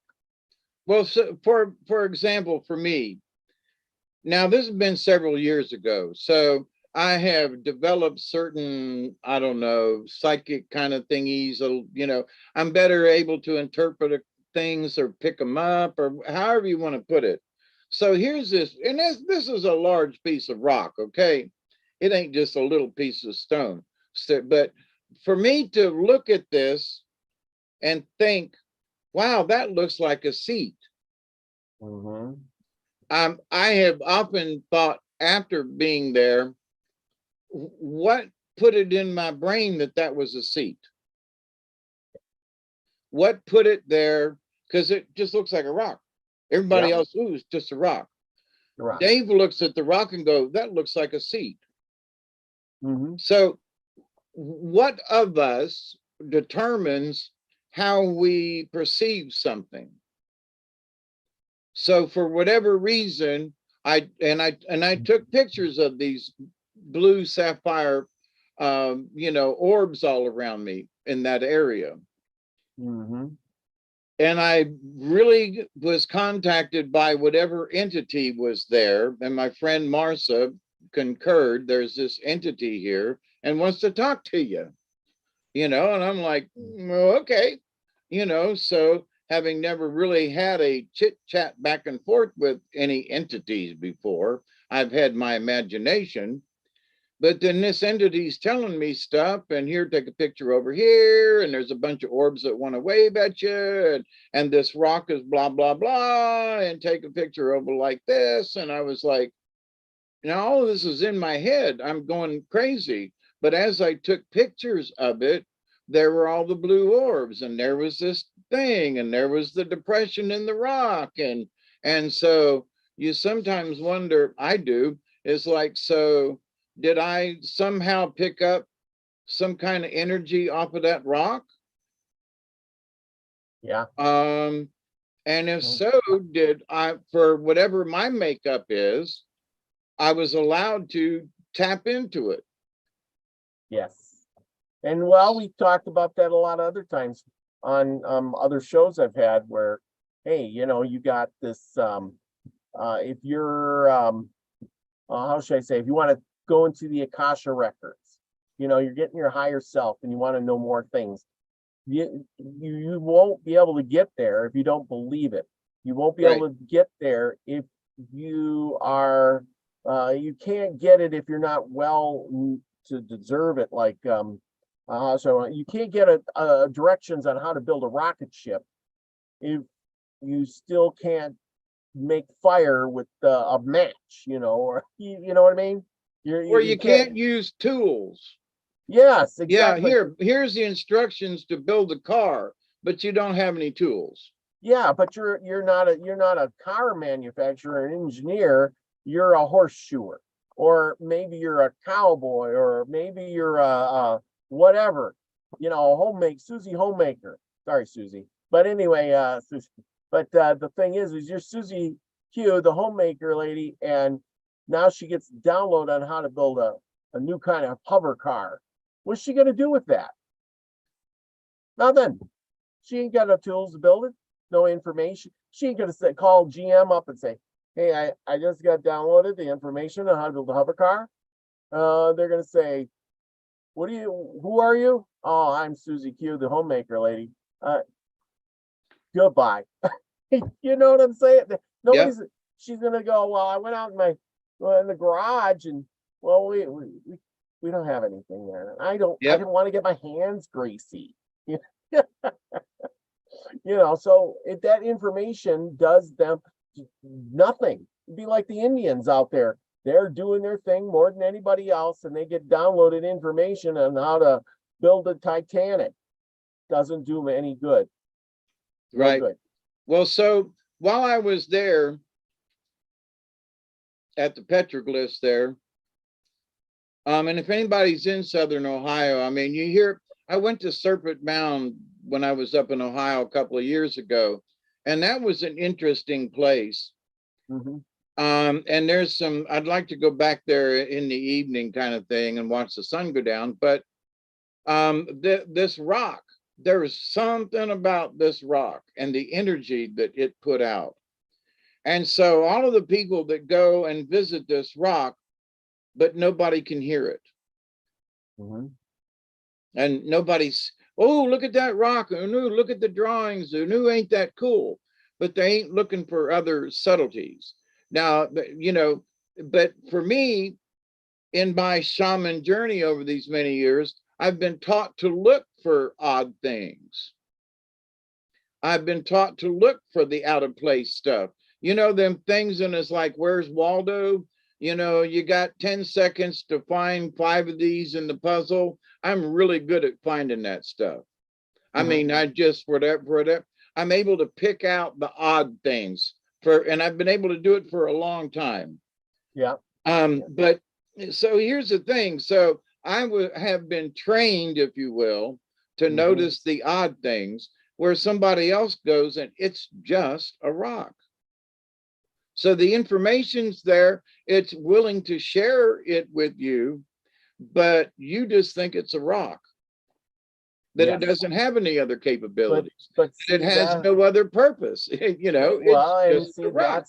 That's ingenuity of those people that lived in the past when they, because they had this higher society and more advanced, saying, hey, our time has come, there's a cataclysm coming.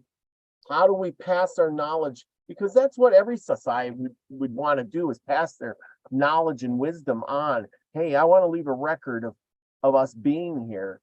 They would have sat down and said, hey, we want to choose individuals that are ready to accept this, not just anybody. Because if, Joe Blow, who, shows up and he says, oh, I like watching TV, drinking my beer and watching football, he ain't going to get there and it says, I'm here, I'm going to tell you all of the things of the past.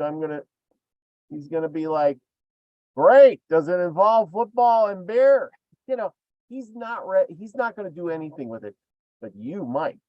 You're willing to accept that, you know what I'm saying? Yeah. And it's like, for me, when I go to places, when I was going through the mountains all the time, I would like, ooh, I want to go over and touch that rock because pick a rock, pick the side of a mountain. But I was like, I wonder what the energy's like. Mm-hmm. Other people just go by and go, oh, look, that's the side of a mountain, and they just keep on riding. So, not everybody's built like me, and my curiosity, and I have often wondered, so why am I like this curious? Why do I want to go over and touch this rock? It's just a rock, or is it? Mm-hmm. So I believe more than that. Well, yes. Where other people just don't have, they're not even, I don't mean to sound haughty about this, but I'm in a different level than they are. Not that they're in a bad level or that mine is better. It's just different. I'm going to go over and lay my hands on a big tree and hug it, you Well, know, you and know, other people are going to like, that's just stupid. there might be something to all of that. And this is just my opinion. Now, say there is this reincarnation, right? And say past lives and all of that. These people might have known that and said at some point in time, we're going to come back, and some of us will have these feelings and maybe memories of how we operated things and be accepting to that. And then, you may be one of those people that actually had that feeling, because I don't think memories come through, but I think feelings do. And downloads. Yeah. Yeah, because it's like all the stories I hear about that's the, reincarnation stuff, I still think that the way they talk, that if you come back, you may not remember your past life, but you will still be that other person. Like, if you're a happy-go-lucky person, or maybe you like the color blue, or maybe if you died on a ship, you might be afraid of water now. You might not like water. Or if you were a pilot and you crashed, you might be afraid of heights. You see what I'm saying? You won't bring the I got killed in a plane crash, but you're saying, I really don't like to fly. It just gives me the heebie-jeebies. I don't know why. Why is that?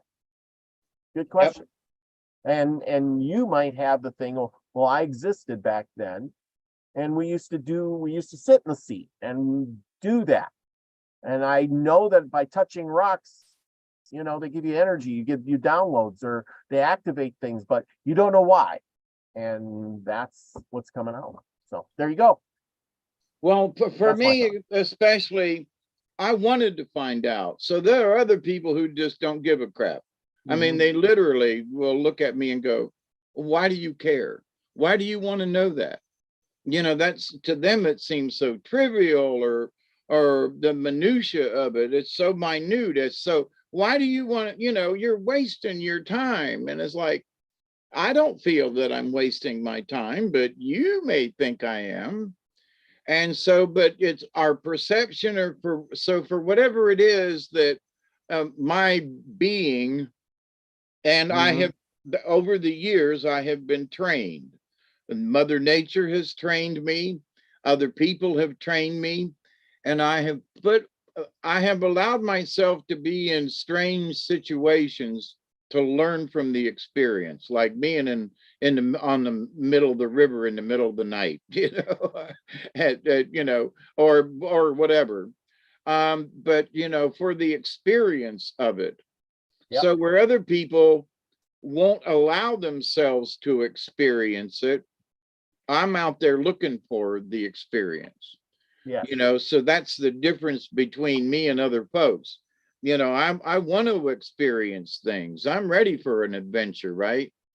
But so other folks are like, nah, I'll look at it from the pleasure of my car with the air conditioning on.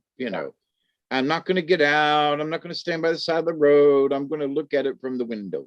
Right. So they can't understand it the same way I do, simply because they won't allow themselves to.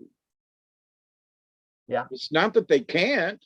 Yes. They won't. They choose not to. They choose not. So, but in that of learning my lessons and being, I have put myself in some crazy situations, and I don't recommend it for most folks.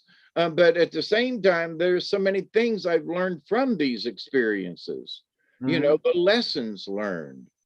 And so if you don't put yourself out there to learn any lessons, you're only going to learn so much. That's so true. Like I said, there's this whole world out there. And if you've never left your little town, then what's the point of having the world? The world might as well be flat then. And your city has borders and walls and stuff around it. And since you never leave, then there you go. And so it's so easy now for folks to stay in their automobile, for example. Oh, yeah. So they go off on an adventure, but won't get out of the car. I Yeah. mean, it's like you traveled 3,000 miles to look at the Grand Canyon, but you won't get out of the car. I Yeah. mean, I Too just, hot.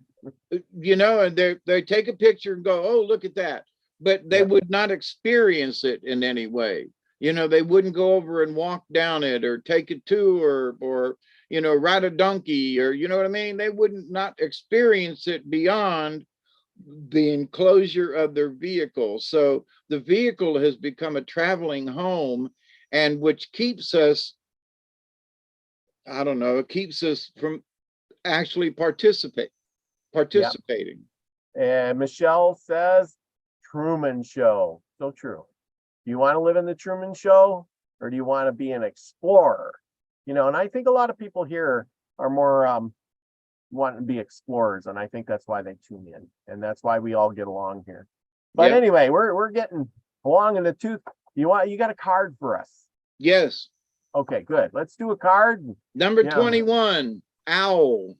Owl. Woo, owl. Owl. Woo. I don't think we've had owl in a while. Not in a while. But it's been there. So, but owl is deception. Owl medicine is symbolically associated with clairvoyance, astral projection, and magic, both black and white. Now, interesting that it was owl, and here we kind of sort of are talking about, portals and other dimensions and higher things. And, owl is called the night eagle on several medicine wheels. And traditionally, owl sits in the east, the place of illumination. Since time immemorial, humanity has been afraid of the night, the dark, and the unseen. Conversely, night is owl's friend. Owl hunts its prey at night. Not only can owl see in the dark, it can also accurately pinpoint and identify any sound. This gives a great advantage when seeking food. Some native peoples are afraid of owl and call its feathers deceiver feathers. I've talked about this before. I went to a powwow in Albany years ago, and I had this big owl feather. I didn't know it was an owl feather. But as I started to walk into the powwow, several Indians met me and said, you can't come. You turn around, go take your hat off, go remove the feather, but you can't come here. And that's been 30 years ago. I learned about, whoops. An owl feather is silent. You cannot hear owls when it flies. And that's so true. I've been outside at night, and there's my neighbor has a night light, outside utility light that shines across my property. And I've literally been out there checking something or whatever and seen the owl fly like right over my head and turn around and see it, go up into the air by the light. Never hear the sucker. I mean, literally just right over the top of my head. So yeah, they're very quiet. Owl magic, omens, time and space. Does the truth emerge? Casting out deception in silent flight. Sacred medicine bird. Owl is oftentimes the medicine of sorcerers and witches. If owl is in your medicine, you will be drawn towards magical things. If you're going towards the dark arts, stay out of it, unless you're just that crazy. You should resist any temptation to practice any dark magic or any art that takes energy away from another person or being. Now, this is just good information. If you do anything in life that takes from another, their energy or their livelihood or whatever, that's negative owl magic. Is it any wonder that in many cultures, owl is a symbol for wisdom? This is because owl can see that which others cannot, which is the essence of true wisdom. When others are deceived, owl sees and knows what is there. Athena, the Greek god of wisdom, had a companion owl on her shoulder, which revealed unseen truths to her. Owl had the ability to light up Athena's blind side, enabling her to speak the whole truth as opposed to only a half truth. If owl is your personal medicine, nobody can deceive you. You may be a little frightening to be around. If you are unaware of your medicine power, you may take your keen insights and abilities for granted. Owl medicine people know more about individuals' inner life than that person knows about him or herself. If you pulled the owl card, you are being asked to use your powers of keen, silent observation to intuit some life situation. Owl is befriending you and aiding you in seeing the total truth. There's so many things that are going on today in our world. Can you actually see the total truth? So Owl is asking you to observe and,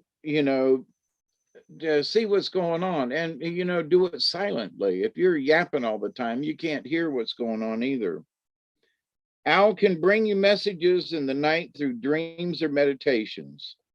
Pay attention to the signals and omens. The truth always brings further enlightenment. I think that's a really good statement. The truth always brings further enlightenment. It just does. So anyway, so deception. Use your own powers of, and look around you and see, you might be deceiving yourself. And there are some folks out there, well, I know I'm right. Well, I know I'm right about this. Well, I know I'm right. Well, here's that kid out there that, thought he was a cis and a this and a that, and then he's a female, now he's a lesbian, and he likes girls. Come on. Just sometimes you just need to shut up and listen rather than yapping all the time and trying to tell people what it is when sometimes it's just a rock. Right, that's right. Don't lay your hands on some rocks. But yeah, I mean, I think about that too. It's like I'm out here and I'm thinking, there's a lot more out here than just rocks. I mean, there's sacred sites out here, and I really haven't gone to see a lot of them, and I need to start doing that. And you know what I mean? Yep. I mean, and I need to go out there and lay my hands on the rocks and take pictures and really get into it a little more, because like you said, here I am, I'm talking about it, but I could easily, I got to get days off though. I got to get some time to go, take a little vacation, do some of those things. So, well, and there's nothing wrong with that, and we shouldn't feel guilty, but see, that's where you feel compelled to go visit these places where other people could care less. Yeah, they'd rather go shopping in New York, where you and I would rather go to a sacred site somewhere, and experience that, whatever the experience is. Mm-hmm. So let's go look at the Statue of Liberty. Okay. Yeah, yeah, exactly. So there's some stones out in the middle of the woods, and that's the Statue of Liberty. But anyway, yeah, that's where the real excitement is. There you go. But anyhow, we love you, everybody. we do. At least the temperatures drop. It was in the 85, and now it's 77 out. So, really starting to cool It's off. colder here than it is there. Probably, yeah. It's 72 degrees here. Oh man, it's 77. Yeah, it's hot. I got a fan blowing on me. Otherwise, I'd be sweating my ass off. I got to get the air conditioner in, which sits right here, and then it would blow cold air on me. But I'm managing right now. That's why I kept taking off my ear, because my head's sweating so badly. But anyway, I got my go around and but anyway. So you got a show tonight? I don't know. I honestly don't know. I had a couple of strange days, and my psychic thingy, whatever, is just out of whack. All right. Well, we know everybody enjoys your shows, regardless if it's today or tomorrow or another day. And oh, there's my little laser beam light. I got a little and man, you guys can see this. So anyhow, I got a new pen. And it's so cool. I don't know if you guys can see that. Maybe not with the green screen. Yeah. But anyway, it's got a laser beam on the end. Who would have thought they can make a pen with a laser beam on the end? They can make it with a flashlight on there, where you can do this. How does this work? And then now I won't do it. And you can push the button. I gotta shut it off. Now it won't shut off.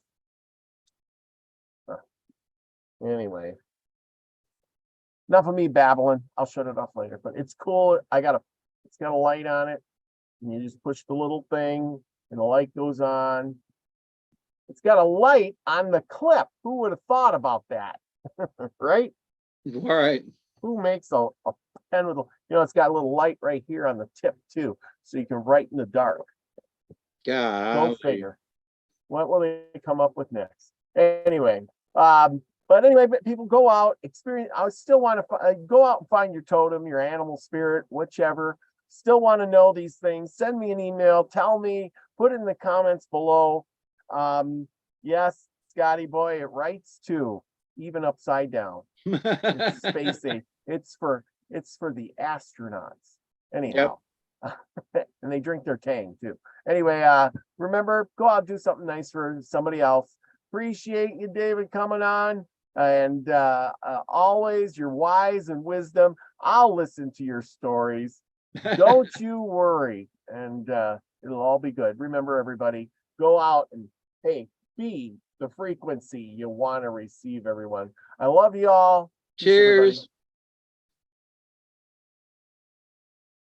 And there we go. Number 81 under the 81. Wow. Woo.